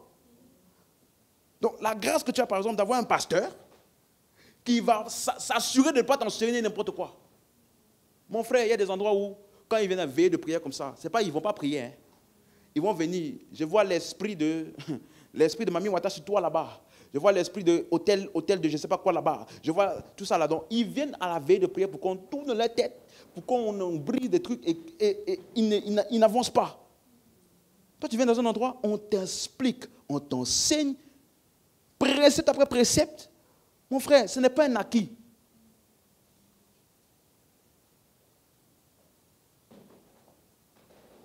Maintenant, la question est, tout le monde comprend ce que je suis en train d'expliquer? Maintenant, ma question est avec laquelle on doit terminer ce soir. C'est juste cette question. Pourquoi ça t'a été donné? Parce que ce n'est certainement pas parce que tu es mieux que les autres. Ça, c'est sûr. Si on devait regarder celui qui prie le plus, qui est le plus saint, qui vit le plus mieux de la sainteté, qui ne fait frère, il y a beaucoup d'entre nous là, on serait disqualifiés. Mais malgré ça, Dieu nous a choisis. Donc maintenant la question est, pourquoi? Lisons deux textes et puis on va terminer. Tu es avec moi? 2 Timothée 2, c'est ça que j'ai demandé d'ouvrir? 2 Timothée chapitre 2, verset 1. Il dit, toi donc, mon enfant, fortifie-toi dans la grâce qui est en Jésus. Donc la grâce qui est en Jésus, à laquelle tu as eu part. Paul dit, fortifie-toi dans ça. Et rappelle-toi, la grâce ici, comme Paul parle à Timothée, ça ne parle pas d'abord de la grâce du salut dans les épîtres pastorales. Tu vois, parce que quand il dit, ranime le don de Dieu qui est en toi, qui t'a été donné par l'imposition des mains, il ne parle pas forcément d'abord il parle principalement des dons ministériels. De la grâce, ça veut dire le ministère de Christ qui fonctionne à partir de lui, à travers lui. Quelqu'un comprend? Il te dit donc, la grâce que tu as reçue en Christ, là, fortifie-toi dans ça. Donc, comment je me fortifie dans la grâce, c'est-à-dire ce qui m'a été donné, comment je me fortifie dans ça? Verset 2. Ce que tu as entendu de moi, en présence de beaucoup de témoins, confie-le à des hommes comment? Qui soient capables de l'enseigner aussi à d'autres. Donc, comment est-ce que je prends avantage de la grâce à laquelle j'ai eu part? Frère, ce n'est pas en disant merci pour la grâce. C'est en prenant tout ce que j'ai entendu là et en le confiant à d'autres. Suis-moi, quand je vais faire ça, je vais commencer à détecter des grâces extraordinaires qui se manifestent à travers moi. Paul dit que celui qui m'a appelé par sa grâce afin que j'annonce cela aux païens. Ça veut dire que si je n'étais pas en train de faire l'œuvre du ministère qui est d'annoncer la parole aux païens, il y a toute la grâce de mon apostolat qui serait inhérente en moi et qui ne ferait rien du tout. Donc si tu n'es pas en train d'agir et de confier à d'autres ce qui t'a été confié, tu ne verras pas les effets de cette grâce. Donc, je suis conscient que la grâce de Dieu est sur moi. La grâce de Dieu est sur ma vie. Ça m'a été confié. Le salut, le ministère, les offices, les dons, tout ça m'a été confié. Qu'est-ce que je fais? Si je ne suis pas en train de confier à d'autres ce qui m'a été donné, ce que j'ai entendu, écoute-moi, tu vas juste savoir ça de manière théorique que tu as la grâce. Ça va être une théorie pour toi que tu as la grâce. Tu me suis? Donc, c'est pour cela que, laisse-moi te donner 3 exemples ce soir. 3 exemples pratiques de ce que je viens de t'expliquer. Donc, est-ce que tu es conscient que la connaissance qui t'a été donnée est donnée pour un but? Donc, si je ne fais rien de ça, comment on appelle ça? Et si tu n'es pas fidèle dans ça, ne t'attends pas à recevoir plus. Non. Lis plus là. Tu vas lire la Bible. Hein? Tu vas lire la Bible. Tu as fini de lire ta Bible, tu n'auras pas plus. Tu auras beaucoup plus d'enseignements, tu n'auras pas plus. C'était dit. Parce que c'est ce que tu fais avec peu qui te qualifie pour plus. Oui. Il y a des gens qui ont fait des pas des géants. 2-3 ans dans la connaissance révélée. Il a déjà... Quand tu parles avec lui, tu as l'impression que ça fait 15 ans qu'il connaît ce message. Tu sais pourquoi? Parce que dès qu'il apprend, qu'il a assimilé, il est en train de confier. Et quand tu regardes autour de lui, 1, 2, 3, 4, 5, 10, 15 disciples. Frère, lui là, et toi qui connais ça depuis 1980. Ok. Quelqu'un me comprend? Donc, la première vérité avec laquelle je veux que tu partes ce soir, ne banalise jamais, même si c'est quelque chose auquel tu as exposé tous les jours, ne banalise jamais ce privilège que tu as eu d'avoir la connaissance. Ne banalise pas ça. Marc chapitre 3, verset 14. Marc chapitre 3, verset 14. Dis avec moi, merci Seigneur pour la grâce de la connaissance révélée. Donc, il en établit 12 pour les avoir avec lui. Verset 15. Et pour les envoyer prêcher. Donc, suis-moi. Jésus, il les a établis combien? Et il les a pris pour les avoir avec qui? avec lui. Non, suis-moi. Ça veut dire que, est-ce que tu es d'accord avec moi que quand il les a pris pour les avoir avec lui, c'était ensuite pour faire quoi? Pour les envoyer prêcher, n'est-ce pas? Ça veut dire que tout ce qu'il les enseignait, il avait quoi en tête? Tous les réprimandes qu'il faisait pour les corriger. Arrête, on ne fait pas comme ça, on ne se régit pas de ceci, on ne fait pas ceci. Il avait quoi en tête? Donc, s'ils avaient pris tout ça auprès de Jésus pendant 3 ans et qu'ils seraient rentrés chez eux, tu vois un peu? Parce que tu aurais pu te poser la question, pourquoi eux? Pourquoi ces 12-là? Pourquoi eux? Pourquoi pas tout le monde?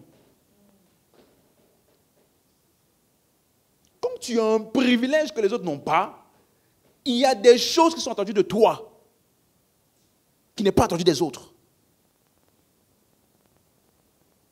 Pour les avoir avec lui. Et ensuite pour les envoyer prêcher.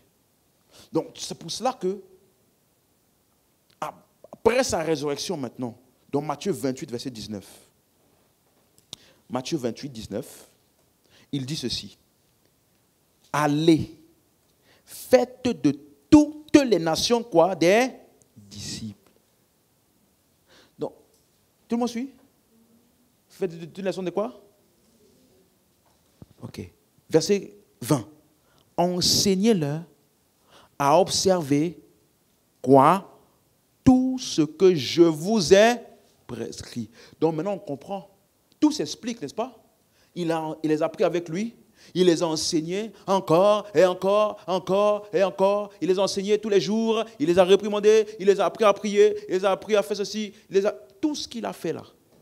Maintenant, quand il a fini, qu'il est sur ce point de partie, il dit maintenant, allez, faites de toutes les nations des disciples.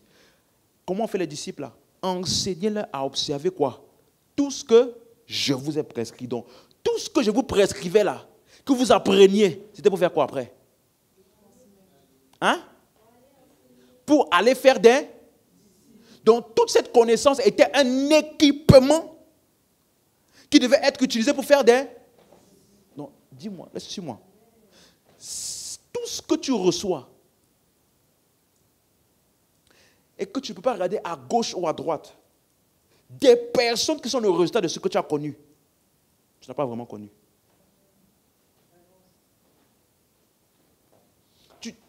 Parce que je crois que c'était John Wesley qui avait dit ça. Il dit, le diable a donné une alternative à la foi dans l'église. On appelle ça l'acceptation mentale. C'est ce qu'il dit. Acceptation mentale. Ça veut dire, je suis d'accord avec la parole. Je suis d'accord. Mais comme c'est l'acceptation mentale là, il ne pratique pas. Je suis d'accord que la prière est puissante, mais tu ne pries pas. Donc ça veut dire que tu entends la parole, mais tu ne mets pas en pratique. Tu n'as pas vraiment compris. C'est une acceptation mentale. Pas ton cœur qui a accepté ça et décidé de l'agir, d'agir dessus. Donc tu peux savoir, comme je disais souvent à quelqu'un, oui, je sais que Dieu nous a appelés à faire des disciples. Je le sais. Mais quand il y a une fondation, il n'est pas là. Est-ce qu'il sait? Non, il ne sait pas. C'est une information dans sa tête, mais il ne sait pas encore. Quelqu'un comprend ce que je viens d'expliquer? Vous comprenez ce que je viens de dire? Donc, tout ce qu'ils ont reçu comme connaissance, il dit, enseignez-leur à observer quoi? Tout ce que je vous ai prescrit. Donc, quand j'étais en train de vous prescrire ce que je vous prescrivais, qu'est-ce que j'avais en tête? Les futurs disciples. Donc, pourquoi j'étais choisi toi? Qu'est-ce que j'avais en tête en te choisissant toi? D'autres personnes. Écoute-moi. Tout ce que tu as reçu comme privilège dans la connaissance aujourd'hui, c'est parce que Dieu a d'autres personnes en tête. Ce n'est pas pour toi. Écoute-moi. La raison pour laquelle tu as eu accès à la connaissance à laquelle tu as aujourd'hui, ce n'est pas pour toi. C'est parce que Dieu a d'autres personnes en tête. J'ai une question. Encore une fois, je dis, loin de moi l'objectif de me glorifier. Hein? Tu me suis? Mais dis-moi, imagine-toi si à l'époque où j'avais commencé à apprendre et recevoir ce message qui m'avait tellement béni, tellement changé, bouleversé ma vie à tout jamais. J'étais resté à la maison. Parce qu'à l'époque, je venais juste de me marier. Hein. Je me suis marié en 2019. Imagine-toi que nous, pendant ce que j'appelle lune de miel, tout ça, là, on a fini ça. Pendant le temps où on doit profiter du mariage, j'étais méditation, Bible, enseignement. Méditation, Bible, enseignement. Prière, méditation. Quand on dit confinement là, où on a dit confinement, plus personne ne peut sortir, tout ça là, ou pendant que les couples ils ont eu des chamailleries, des batailles, tout ça là, nous on n'a même pas le temps de se chamailler. Quel temps il y avait? Moi, je dormais, je me réveillais, dormais, réveillais, avec ça. Il n'y avait aucune église à l'époque. Rien du tout. Imagine-toi si à cette époque-là, j'ai fini tout ça là. Je dis, waouh, je viens de comprendre les Écritures. My God. Hey. Après, j'ai fini. Je continue ma vie. Est-ce que tu serais là aussi aujourd'hui? Non, dis-moi, est-ce que toi, tu es là, non? Est-ce que tu serais là aussi aujourd'hui? Donc, ça veut dire que tout ce que j'étais en train de recevoir là, ce n'était pas moi que Dieu avait en tête. C'était toi. Non, écoute-moi, hein, écoute-moi.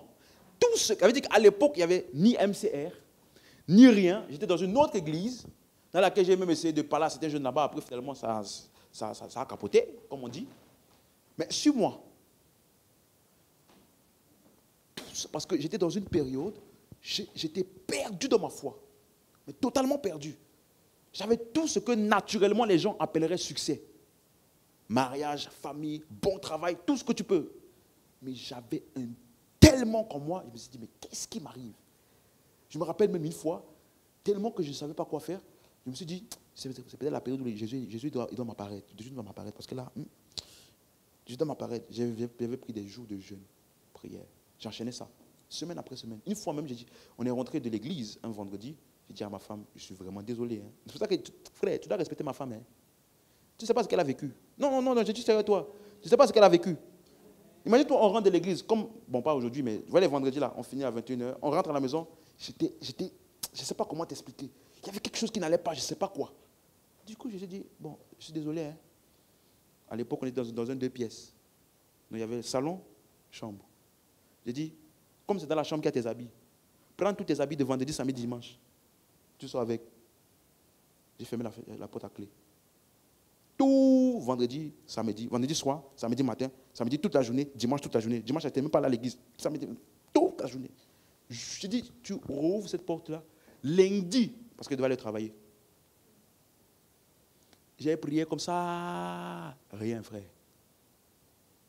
Je ne savais pas, moi-même, je ne savais pas qu'est-ce que je cherchais. Je savais juste que j'étais insatisfait. Un jour. Je ne peux jamais oublier ça, mon frère. J'étais tellement désespéré qu'après avoir fait tous ces jeûnes prières, j'ai dit, Seigneur, tu sais quoi, si je dois vivre ma vie chrétienne comme ça n'a qu'à rester comme ça même. Je suis fatigué de prier, jeûner tous les jours pour quelque chose que je ne sais même pas c'est quoi. Et je suis comme ça, j'ai commencé un jour. Je suis en train de scroller sur Facebook. J'écoute une vidéo. C'est comme si il y a un coin de mon cerveau qui a toujours été fermé, qui s'est ouvert. 5 minutes de vidéo, hein, 5 minutes, ça s'est ouvert. Le jour-là même, j'ai relu la Bible. C'est comme si, je ne sais pas comment t'expliquer, je venais de voir un nouveau livre. Je comprenais les choses que je ne comprenais pas avant. Et dès que j'ai vu ça, je suis allé à Carrefour. J'ai dit, madame, je veux, les cahiers là, c'est où? Les longs cahiers là. J'ai pris des cahiers, 20 cahiers. Des longs cahiers là, de 100 pages là, j'en ai pris 20. J'ai dit, ok, comme c'est confinement, très bien. Matin, midi, soir, matin, midi, soir, matin, midi, soir. J'écoutais les enseignements, méditais, priais. Mais écoute-moi, tu vois tout ce qui m'est arrivé là. Mes yeux étaient ouverts, j'ai compris la parole. J'ai été tellement libéré de beaucoup de systèmes de pensée. Mais ma question est, est-ce que c'était pour moi? Parce que je me suis rendu compte que toutes les personnes qui m'ont déjà écouté ont la même expérience que moi. Ils ont écouté et puis ça s'est ouvert. J'ai écouté tel enseignement. Donc, ce qui m'arrivait, c'est exactement ce qui est arrivé à Paul. Il était sur le chemin de Damas, n'est-ce pas? Et la Bible dit que il est tombé. Il a réalisé qu'il était le Seigneur. Et dans Acte 26, ouvrons Acte 26, tu me suis?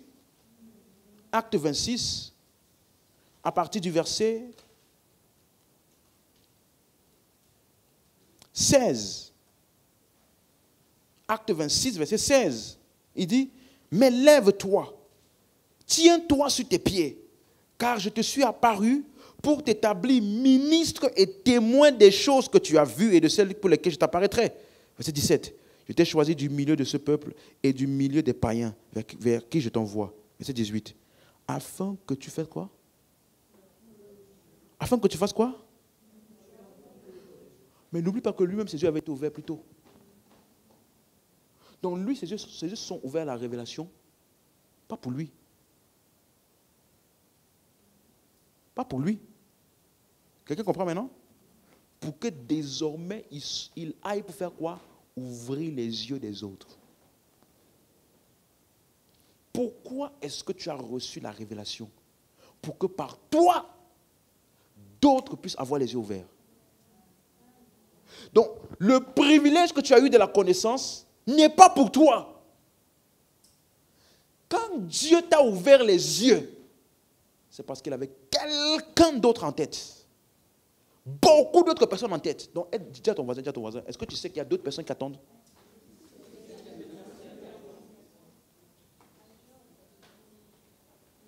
Est-ce qu'au moins tu es conscient de ça?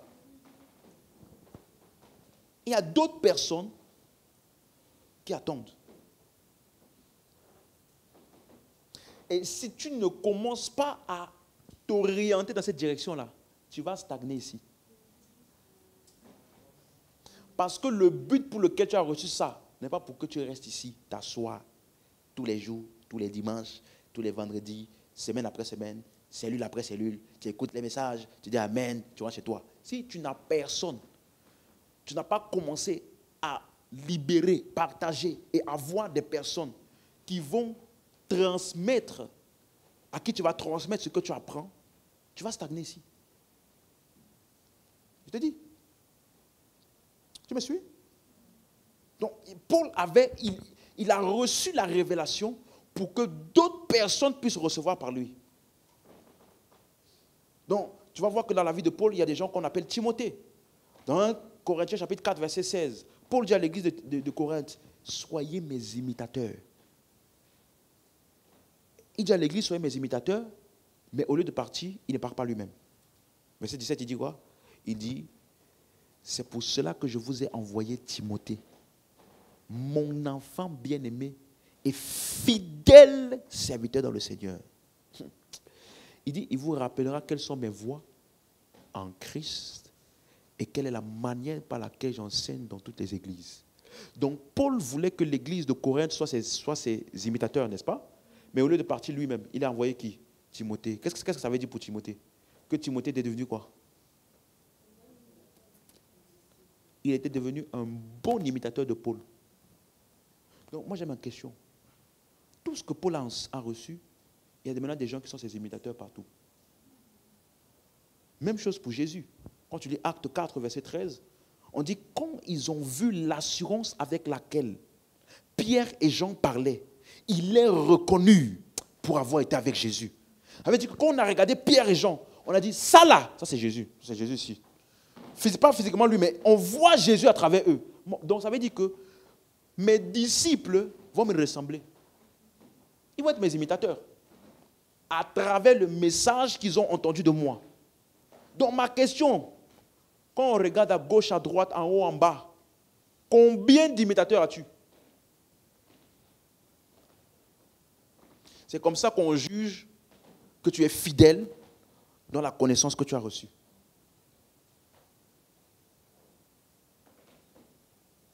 Est-ce que je parle à quelqu'un? Donc, laisse-moi terminer. 1 Corinthiens 4. On va terminer par ça. 1 Corinthiens 4. Après, je vais te donner... Attends, combien de versets là? 3 versets pour ta méditation personnelle. Amen. Tout le monde a compris mon message? Tu as compris? 1 Corinthiens 4, verset 2. On va commencer au verset 1 même pour avoir le contexte. Il dit ceci, ainsi, quand on nous regarde, c'est Paul qui parle, hein, qu'on nous regarde comme des serviteurs de Christ, et des dispensateurs des mystères de Dieu. Dis avec moi, dispensateur des mystères de Dieu. Donc, tu vois que il appelle ça mystère de Dieu. Ça veut dire que c'est caché, n'est-ce pas? C'est quelque chose qui est caché. Mais parce que lui, il a eu la révélation, il devient maintenant un dispensateur de cette révélation pour les autres. C'est ce qu'on appelle dispensateur. Ça veut dire quelqu'un ou un administrateur. Donc, c'est des mystères de Dieu. Mais comme lui, il en a eu la révélation, il devient un dispensateur de ce mystère aux autres. Parce que si on t'enseigne mystère, sous forme de mystère, tu ne vas pas comprendre. Donc la raison pour laquelle je peux t'enseigner ou te dispenser les mystères de Dieu, c'est parce que j'en ai la révélation et je peux te communiquer ça. Donc c'est pour ça que Paul dit, en m'écoutant ou en me lisant, vous pouvez vous représenter l'intelligence que j'ai du mystère de Christ. D'autres versions disent, en le lisant, vous pouvez comprendre quelle est l'intelligence du mystère de Christ. Donc en lisant Paul, tu peux avoir une compréhension de ce qui était sous forme de mystère, mais qui est maintenant révélé. Est-ce que tout le monde a la page avec moi? Donc, toute personne qui a reçu la révélation des Écritures ou la connaissance révélée est désormais quoi? Hein? C'est clair? Donc, le message que tu as reçu, tu en deviens le dispensateur. Ce que tu as entendu de moi en présence de plusieurs témoins, fais quoi? Confie-le. Confie-le. Donc, verset 2. Du reste, ce qu'on demande des dispensateurs, c'est quoi? Plus fort. Ce qu'on demande des dispensateurs, c'est quoi? Vous avez compris maintenant, c'est quoi fidèle? Ça veut dire qu'il puisse faire ce pourquoi ce mystère-là, ou cette connaissance-là, ou cette révélation-là, lui a été donnée. Donc ma question est, es-tu fidèle à la connaissance révélée qui t'a été donnée? Es-tu fidèle? À combien de personnes l'as-tu déjà annoncé? Quels sont le nombre de personnes qui ont été transformées par cette connaissance que tu as reçue?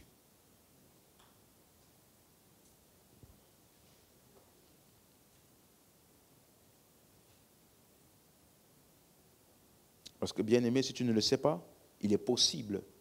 2 Pierre chapitre 1 verset 8. 2 Pierre chapitre 1 verset 8. Il est possible que la connaissance que tu aies reçue, tu y restes, que quelqu'un ait reçu la connaissance sans être fructueux. Regarde ce qu'il dit dans 2 Pierre chapitre 1 verset 8. 2 Pierre 1 verset 8.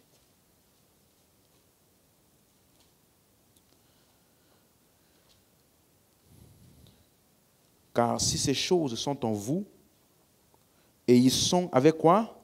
Abondance. Elles ne vous laisseront pas oisifs, ni quoi? Stériles. Stériles pourquoi? Pour la connaissance de notre Seigneur. Je peux avoir la connaissance et être quoi? Stérile.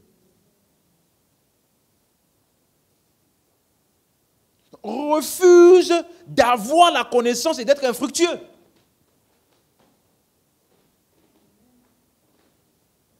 Or, qu'est-ce qu'il appelait infructueux? Oisif. Dis-moi, pour toi qui connais bien le français, ça veut dire quoi, oisif déjà? Oisif. Quelqu'un qui est oisif, il ne fait rien. La caractéristique principale de celui qui est infructueux là, il a la connaissance, il ne fait rien avec.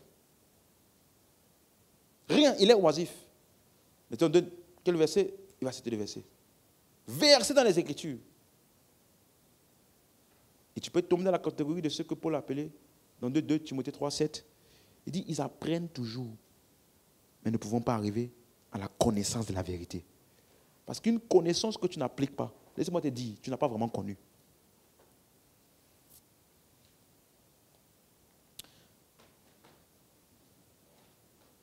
Est-ce que quelqu'un est avec moi ce soir? Parce que tu as loupé ton sommeil pour venir ici. Je ne vais pas te donner un bon message qui va te chatouiller. Je vais te donner un message qu'on donne à ceux qui ont loupé leur sommeil pour venir quelque part. Ça veut dire que tu considères ce moment-là comme étant important, alors je vais te donner quelque chose que quand tu vas partir là, ça va créer un vrai résultat dans ta vie.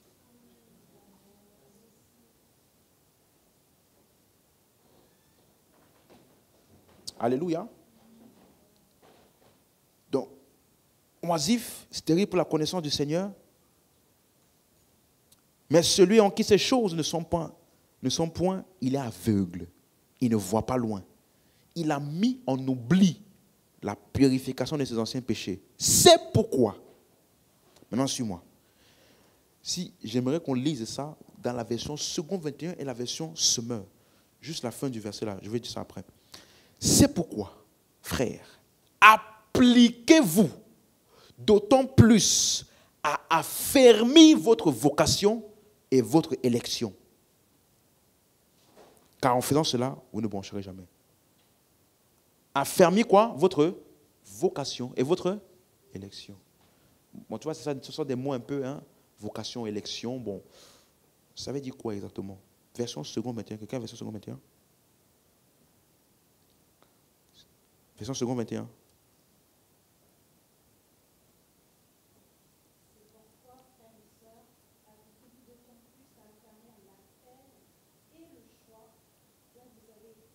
Tout le monde a compris maintenant? L'appel et le choix dont vous avez été l'objet. Donc, Dieu t'a appelé et Dieu t'a choisi. Qu'est-ce que tu fais de ça? Il dit, applique-toi à affermir ça. Ne vis pas d'une manière dont on va dire, mais pourquoi Dieu t'avait choisi même d'abord même? À quoi ça a servi que tu as été appelé et choisi? Ça a servi à quoi? Donc, applique-toi parce que c'était pour un but. Laisse-moi te donner la version semeur. C'est encore plus fort dans la version semeur. Regarde ça, version semeur. C'est pourquoi, frères et sœurs? Puisque Dieu vous a appelé et choisi. La suite.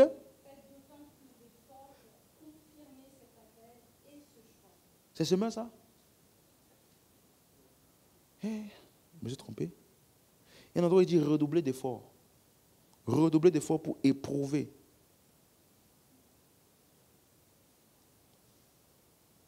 Laissez-moi chercher ici.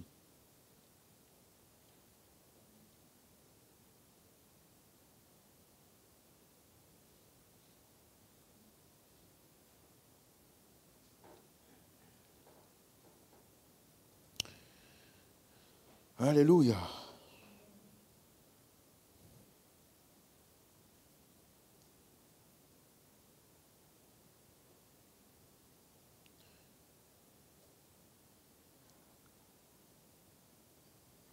D'accord, j'ai vu, j'ai compris. En fait, ta version, c'est semeur amélioré. Semeur, hein, c'est les nouveaux semeurs là. Mais moi, dans la version semeur que j'avais, il dit redoubler d'efforts pour éprouver dans toute leur force les effets de cet appel et de ce choix.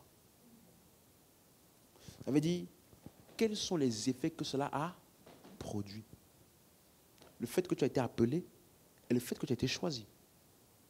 Est-ce que tu as permis à ça de produire les effets escomptés? Donc si Dieu peut dire aujourd'hui, j'étais appelé. Regardez ce que Paul dit. On a lu ça dans Galates, n'est-ce pas? Galates chapitre 1 à partir du verset 13 à 16. Paul dit, j'ai mentionné mais on n'a pas lu. Mais il dit, verset 15, mais lorsqu'il plut à celui qui m'avait mis à part dès le sein de ma mère et qui m'a appelé par sa grâce. C'est la même chose. Mis à part, ça veut dire il m'a choisi et appelé par sa grâce. Donc il parle de élection et appel. Celui qui m'avait mis à part, ça veut dire celui qui m'avait choisi et celui qui m'avait appelé. Il dit quand il a plu à lui là, au verset 16, de révéler son Fils en moi, afin que je l'annonçasse parmi les païens. Aussitôt, il n'a pas attendu. Aussitôt, il ne constatait ni la chair, ni le sang. Donc le fait que tu as été choisi, appelé, les grâces, les appels qui sont sur toi, frère, c'est pourquoi. Qu'est-ce que ça a produit? Alléluia. Donc, refuse d'être infructueux.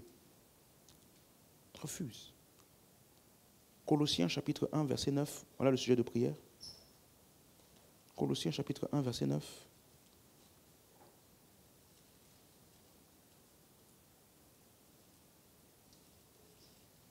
Colossiens. Colossiens chapitre 1, verset 9. C'est pour cela que nous aussi, depuis le jour où nous avons été informés, nous ne cessons de prier Dieu pour vous et de demander, alléluia, que vous soyez remplis de la connaissance de sa volonté. Tu as vu? Remplis de la connaissance, pas juste que tu as la connaissance, remplis de la connaissance de sa volonté. Qu'est-ce que ça va produire? Verset 10. Pour marcher d'une manière digne du Seigneur et lui être entièrement agréable. Voilà les effets de la connaissance. Marcher d'une manière digne du Seigneur et lui être entièrement agréable. Portant des fruits en toutes sortes de bonnes œuvres et croissant dans la connaissance. Voilà quand ta connaissance ne produit pas ça, c'est une connaissance infructueuse. Marcher d'une manière digne, portant du fruit, croissant dans la connaissance de Dieu. Après avoir dit ça, tu aurais pu penser que c'est tout. Mais à partir du verset 25, il continue. Il dit, c'est d'elle que j'ai été fait ministre, selon la charge que Dieu m'a donnée auprès de vous, afin que j'annonçasse pleinement la parole de Dieu. Verset 26, le mystère caché de tout en étant tous les âges, mais révélé maintenant à ses saints. Verset 27, à qui Dieu a voulu faire connaître quelle est la glorieuse richesse de ce mystère parmi les païens. Donc il dit, moi là, j'ai eu la connaissance du mystère. Dieu m'a fait grâce d'avoir la révélation. Christ en vous. Comme je t'ai posé la question tout à l'heure, pourquoi Paul? Pourquoi ça lui a été donné? Pourquoi? Pourquoi? Verset 26, verset 28, Paul n'était pas ignorant de ce pourquoi il avait reçu ce privilège. Verset 28, il dit, c'est lui que nous annonçons. Donc j'ai reçu la révélation pour faire quoi? Annoncer. Maintenant regarde, je n'annonce pas juste pour annoncer. Ah, c'est lui que nous annonçons, exhortant qui? Tout homme. Et instruisons tout homme en toute sagesse, afin de, ok, voici le but ultime, afin de présenter à Dieu qui? Plus fort, qui? Tout homme devenu parfait en Christ. Le vrai fruit de ta connaissance, ce sont les hommes parfaits en Christ. Pas juste les hommes, hein. Parce qu'il y en a là, tu peux avoir des gens que tu commences à parler avec eux. C'est juste pour faire des commérages, critiques. Mais il dit des hommes parfaits, ça veut dire qu'ils sont devenus mûrs. Mûrs. Il dit, et c'est ce à quoi je travaille en combattant avec sa force qui agit puissamment en moi. Donc la grâce que j'ai eue là, c'est pour travailler. Et quand je vais travailler, voici le résultat. C'est en ça que tu es fidèle. Quel est le résultat? Les hommes parfaits en Christ. Donc ce soir, tout le monde a compris? Tu as compris? Est-ce que tu as compris? Ok. J'ai dit, je vais te donner 3 versets. Hein. Je vais lire ça vite, mais je veux que tu médites avec ça. Quelqu'un m'entend? Les 3 versets qui étaient donnés là, médite avec ça. Et puis ça doit changer totalement ta perspective de ta vie sur terre. Les versets qui étaient donnés maintenant. On est ensemble? Ok. Je donne d'abord, tu notes tout et après on va lire. 2 Corinthiens 1, verset 13 à 14. 2 Corinthiens 1, 13 et 14. C'est bon? Deuxième verset. 1 Thessaloniciens 2, verset 19 à 20. 1 Thessaloniciens 2, verset 19 à 20. C'est bon? Troisième verset. Philippiens 2, verset 14 à 18. Philippiens 2, verset 14 à 18. C'est bon? C'est bon, je redonne les 3 versets. Tout le monde a noté? On peut commencer à lire ensemble? Lis ça. J'ai pris vraiment que tout le monde saisisse ce qu'il y a dans ces versets-là. Ok. 2 Corinthiens 1, verset 13. Commençons.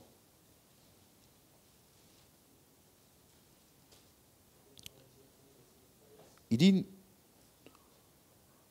nous ne vous écrivons pas autre chose que ce que vous lisez et ce que vous reconnaissez. Et j'espère, avant que je lise la suite, Paul s'adressait à qui? L'église de Corinthe? Est-ce que je peux dire ses disciples? Ceux que lui, il a engendrés par le message de Christ? Je peux dire ça? Regardez bien ce qu'il leur dit à eux là. Nous vous écrivons pas autre chose que ce que vous lisez et ce que vous reconnaissez. Et j'espère que vous le reconnaîtrez jusqu'à la fin.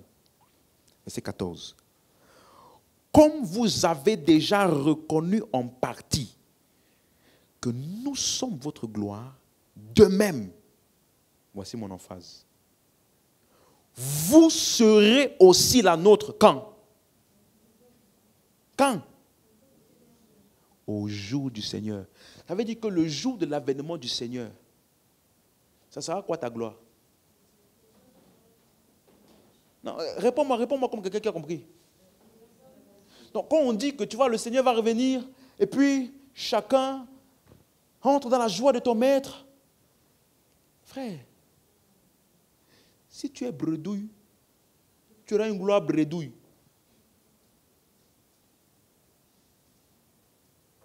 Donc, le Seigneur, écoute-moi, ce qui va faire que Jésus va te regarder, il va dire, waouh, fidèle serviteur. Ce n'est pas parce que tu étais au chômage que tu as trouvé le travail. Ce n'est pas parce que j'ai réussi à tenir un bon mariage.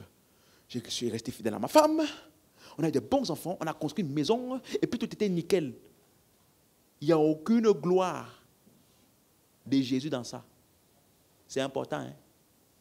Mais pourquoi c'est important d'avoir un bon mariage? Pour être un exemple pour les gens qu'on va discipuler. Jésus a dit que votre lumière brille devant les hommes afin qu'ils voient vos bonnes œuvres et qu'ils glorifient votre Dieu. Donc vos bonnes œuvres ne sont pas juste des bonnes œuvres pour être des bonnes œuvres. C'est pour que les hommes les voient et qu'ils glorifient votre Père. Ce n'est pas une fin en soi. Donc faire des bonnes œuvres pour faire des bonnes œuvres et puis ça n'a rien produit dans les autres là. C'était une bonne œuvre pour toi-même, c'est tout. Donc, quand tu paraîtras devant le Seigneur, lors de son avènement, qu'est-ce qu'il va utiliser pour me juger fidèle? Vous êtes ma gloire au jour du Seigneur. Donc tu peux déjà savoir, tu n'as pas besoin d'attendre que le Seigneur vienne. Tu peux déjà regarder un peu à gauche, à droite. Seigneur, ne viens pas encore.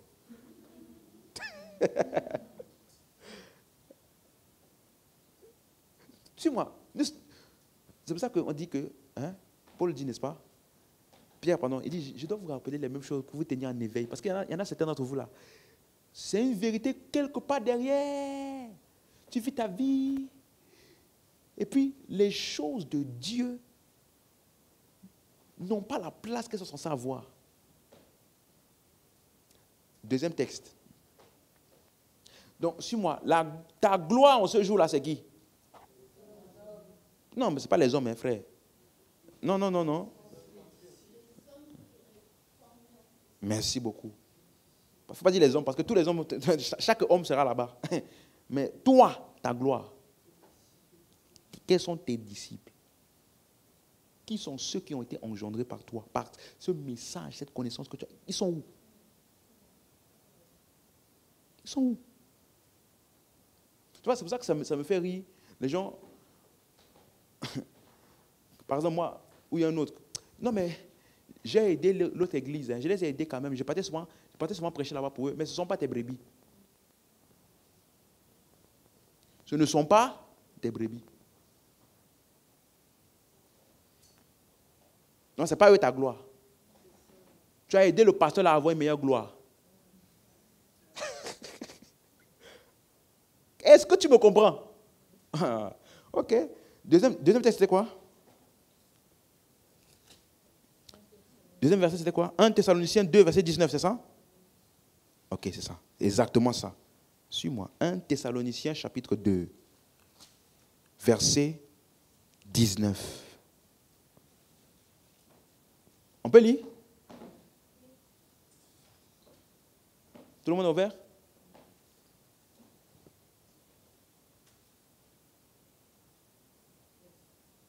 Attends, hein, ça là, les 3 versets là, tout le monde va lire ensemble. Donc, faut que tout le monde est ouvert. C'est bon? 1 Thessaloniciens.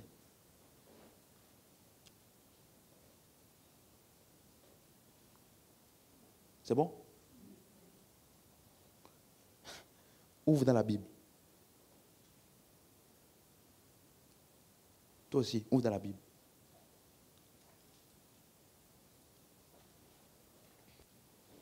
« 1 Thessaloniciens 2, verset 19. C'est bon?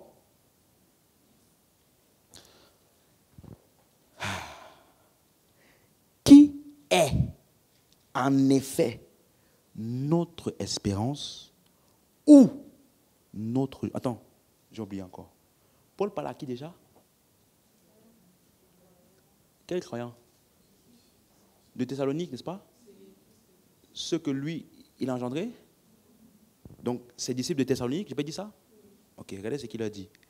Qui est en effet notre espérance ou notre joie ou notre couronne de gloire? Donc tu vois comme Paul disait, j'ai achevé la course, j'ai combattu le bon combat, j'ai achevé la course, maintenant la couronne de justice m'est réservée. La couronne là, il vient ici. Ou notre couronne de gloire. N'est-ce pas vous, devant notre Seigneur, lors de son avènement? Verset 20. Oui, vous êtes notre gloire et notre joie. Hein? Donc quand tu vas lire, bon, fidèle serviteur, entre dans la joie de ton maître. Ta joie là, auprès du Seigneur là. Tu penses que ça veut dire ça? Tu crois que c'est ça? Tu penses que c'est ça? Rentre dans ta joie là, c'est pas... Non. Qui est-ce que tu peux pointer aujourd'hui? Tu es ma couronne. Tu es ma joie. Et tu es mon espérance. Lors de l'avènement du Seigneur. C'est toi. Tu n'as pas besoin d'attendre l'avènement du Seigneur. Hein. Tu peux déjà voir aujourd'hui. C'est pour ça que Paul n'était pas encore mort. Il a dit, j'ai achevé la course. J'ai combattu le bon combat. Il savait déjà. Tu n'as pas besoin d'attendre la mort pour dire, Seigneur, j'espère. Il n'y a pas de j'espère, frère. Tu regardes, ouvre tes yeux. Quand tu ouvres tes yeux comme ça, là, tu peux savoir. Tu as fini ou pas. Est-ce que je parle à quelqu'un ici? Ne sois pas insensé et puis tu vis une vie comme quelqu'un qui n'est pas conscient de ça. Quand tu regardes à gauche, à droite, devant, derrière, qui sont ceux qui sont sortis de toi et qui va dire, voici ma gloire? C'est ça que je te dis là, j'ai médité cette semaine. Aïe, j'ai commencé à rendre grâce à Dieu déjà. Merci Seigneur de ce que j'ai. Je dis merci Seigneur. J'ai même envoyé un message aux ouvriers. Oh vraiment les ouvriers, vous êtes ma gloire. Hein? Toi. Ok. Peut-être toi, on n'est pas conscient des mêmes vérités. Attendons le jour là. Il dit quand on dit que les chrétiens vont être glorifiés là, glorifiés auprès du Seigneur, qui est ta gloire? La couronne de gloire. Ce sont les personnes qui ont été engendrées par la connaissance que tu as eue et que tu leur as transmis. Paul dit, j'ai reçu la révélation du mystère caché de tous les âges, Christ en vous. Mais il dit, c'est lui que nous annonçons. Afin de présenter à Dieu tout homme devenu quoi? Parfait en Christ. Et après il dit, c'est à ça que nous travaillons avec sa force qui agit puissamment. C'est à ça que nous travaillons. Toi, tu travailles à quoi? Business? Entreprise? Mariage? Hein? Ou tu es célibataire, tu fais dépression parce que tu n'as pas encore trouvé le mari? Ou parce que le mari, le copain que tu avais espéré, il ne t'a pas dit oui. Il est allé avec ta meilleure copine, tu fais dépression. Devant Jésus. Il dit, c'est où ta joie? Non, c'est le gars là, c'est le copain là. Copain, quoi? Je ne connais pas copain. Où sont-ils? Au contraire, tu as dit, bon, tu vas devenir mon disciple. Je suis sérieux, hein? Suis-moi. Je suis très sérieux. Parce que dans ce jour-là, tout le monde saura ce qui compte vraiment. Tout le monde. Peut-être que tu es sur la terre aujourd'hui, tu vis, tu fais tes choses, tout ça. Tu as l'impression que, Jésus dit, il en sera comme au temps de Noé. Les hommes mangeaient, ils buvaient, ils étaient donnés au mariage. Ça avait l'air bien. Et subitement, le jour du Seigneur est venu. Tu t'es rendu compte. Quelqu'un me comprend? Vis pour ce qui compte. Donc, pourquoi Dieu t'a-t-il choisi toi? Pourquoi as-tu accès à ce que tu as été, à ce à quoi tu as eu accès? C'est parce que Dieu a d'autres hommes en tête. Et laisse-moi te dire, ce sont ces hommes-là qui seront ta couronne. Ce sont ces hommes-là qui seront ta couronne. Dernier texte, Philippiens 2, verset 14.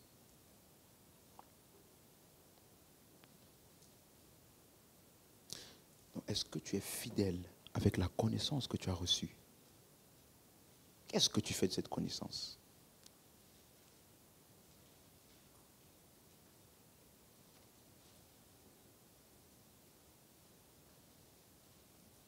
Faites toutes choses sans murmure, sans hésitation. On est ensemble? Verset 15. Afin que vous soyez purs et irréprochables, des enfants de Dieu irrépréhensibles, au milieu d'une génération perverse et corrompue, parmi laquelle vous brillez comme des flambeaux dans le monde. N'oublie pas, Paul s'adresse à qui? Aux chrétiens de Philippe. De la ville de Philippe. Et il dit qu'il faut que vous soyez purs, irréprochables, les enfants de Dieu irrépréhensibles au milieu d'une génération perverse, parmi laquelle vous brillez comme des flambeaux dans le monde. Verset 16. Portant la vie, la parole de vie, et je pourrai me glorifier au jour de Christ. Donc il dit, si vous agissez comme ça, vous brillez dans le monde, vous vous agissez de manière irrépréhensible, alors ce jour-là, je pourrai me glorifier. Donc, ce qui va me glorifier ce jour, ce n'est pas moi. Ce sont les personnes qui ont émergé de moi. Alors, je pourrai me glorifier ce jour. Et ce n'est pas fini. Au jour de Christ. De n'avoir pas couru en vain, ni travaillé en vain. Donc, au jour de Christ, nous pourrons nous glorifier des personnes ou des disciples que nous avons et qui fonctionnent efficacement en Christ. Voici ce qui nous motive. Voici ce qui nous bouge. Et laisse-moi te dire, voici la raison pour laquelle même en milieu de persécution, en milieu de combat, en milieu d'opposition, on n'arrête pas. On n'arrête pas. Pourquoi? On voit loin. Regarde ce qu'il dit au verset 17. Il dit ceci. Et même si je sers de libation pour le sacrifice et pour le service de votre foi, je m'en réjouis. Et je me réjouis avec vous tous. Donc, qu'est-ce qui fait qu'il reste joyeux même au milieu des épreuves? Il sait que son fruit est là. Il dit, même si je sers de libation, il n'y a pas de problème. Je me réjouis. Parce que vous êtes la preuve que je n'ai pas couru en vain. Verset 18. Vous aussi, réjouissez-vous de même et réjouissez-vous avec moi. Amen, amen. C'est clair maintenant pour tout le monde? Donc, comment je sais que je suis fidèle avec ce qui m'a été confié? Bon et fidèle serviteur, qu'est-ce que tu as fait de cette connaissance? Qu'est-ce que tu as fait? C'est un don. C'est un privilège. Ce n'est pas un acquis. Donc, qu'est-ce que tu fais avec? Dieu m'a donné ça parce qu'il avait d'autres personnes en tête. Qu'est-ce que je fais? Et c'est ça qui nous maintient. Tu vois, une fois, je parlais avec quelqu'un. Ah, c'est chaud, c'est compliqué. Je disais, tu sais, si toi et moi aujourd'hui, on passe par le même type d'épreuve compliquée, tu sais qu'entre toi et moi, j'ai beaucoup plus de raisons de rester ferme que toi. J'ai beaucoup plus de raisons de tenir que toi. Parce que je sais qu'il y a des personnes qui me voient comme un modèle. Et qui comptent sur moi, n'est-ce pas? Donc ma chute ne va pas impliquer que moi. Toi, tu n'as personne. C'est pour ça que dès qu'il y a un petit problème, c'est bon, on t'a perdu déjà. Tu disparais. Tu sais pourquoi? Tu n'as personne. Il n'y a aucune personne qui tient parce que tu tiens. Plus il y a des personnes qui tiennent parce que tu tiens, l'effet des épreuves sur toi ne sera pas la même. Regarde les apôtres. Persécutés, ballottés, ils n'ont pas abandonné. Et Paul dit, même si je sais des libations, je sais que je n'ai pas travaillé en vain. Pourquoi? Vous êtes là. Vous êtes ma gloire. Vous êtes ma couronne. Vous êtes mon espérance. Vous êtes ma joie. Donc, il y a des choses qu'on peut t'expliquer. Reste ferme dans la foi. Tiens ferme dans le ministère. Continue à servir de Dieu. Si tu n'as personne devant toi, ça sera théorique. Ça sera théorique. On va te dire, reste ferme. Travaille de mieux en mieux. Améliore-toi. Tout si tu n'as personne qui dépend de toi, que tu es en train d'amener dans la croissance et le perfectionnement en Christ, s'il n'y a personne comme ça, frère, tout ce qu'on va dire là, ça sera théorique dans ta tête. Alléluia. Donc, c'est le moment de se lever. Tout le temps de connaissance que tu as déjà eu. L'auteur d'Hébreux dit, depuis le temps que vous devriez être des maîtres, ça veut dire que tu devais déjà être quelqu'un qui enseigne. C'est quoi un maître? Il enseigne à d'autres personnes, n'est-ce pas? Il a tellement maîtrisé que maintenant, il enseigne à d'autres, n'est-ce pas? Et l'auteur d'Hébreux dit, il y en a parmi vous. Vous devriez déjà être des maîtres. Ça veut dire qu'on doit regarder autour de toi. Tu as une classe. Tu as des gens que tu enseignes. Parce que tu es un maître. Vous devriez. Amen. Mais c'est le moment de racheter le temps. Dis à ton voisin, rachetons le temps. Va racheter le temps. Sois fidèle maintenant aujourd'hui, que tu es conscient de cette responsabilité. Parce qu'à celui à qui on a donné beaucoup, on exige beaucoup. Donc à chaque message et connaissance que tu as, il y a une responsabilité. C'est pourquoi il dit dans 2 Corinthiens 5, il dit, versets 18 et 19, il dit, verset 18 dit d'abord, tout cela vient de Dieu, qui nous a donné le ministère de la réconciliation, n'est-ce pas? Donc il nous a donné le ministère de la réconciliation. Verset 19, il dit maintenant, Dieu était en Christ, réconciliant le monde avec lui-même. Et il a mis où? En nous, la parole de la réconciliation.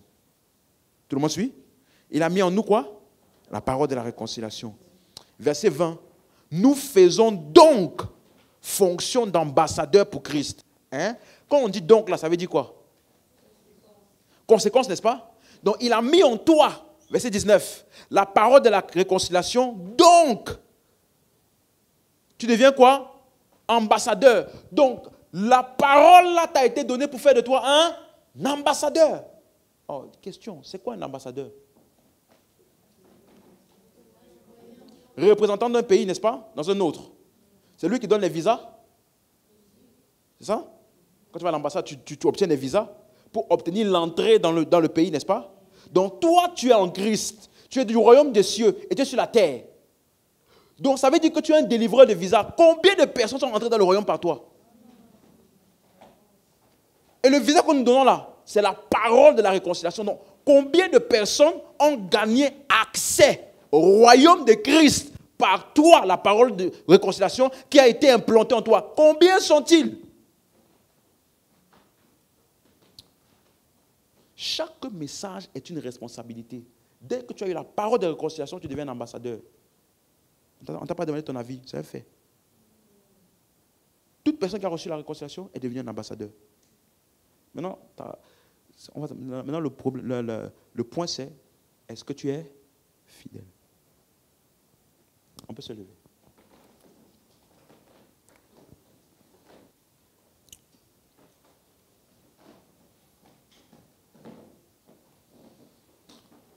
Alléluia.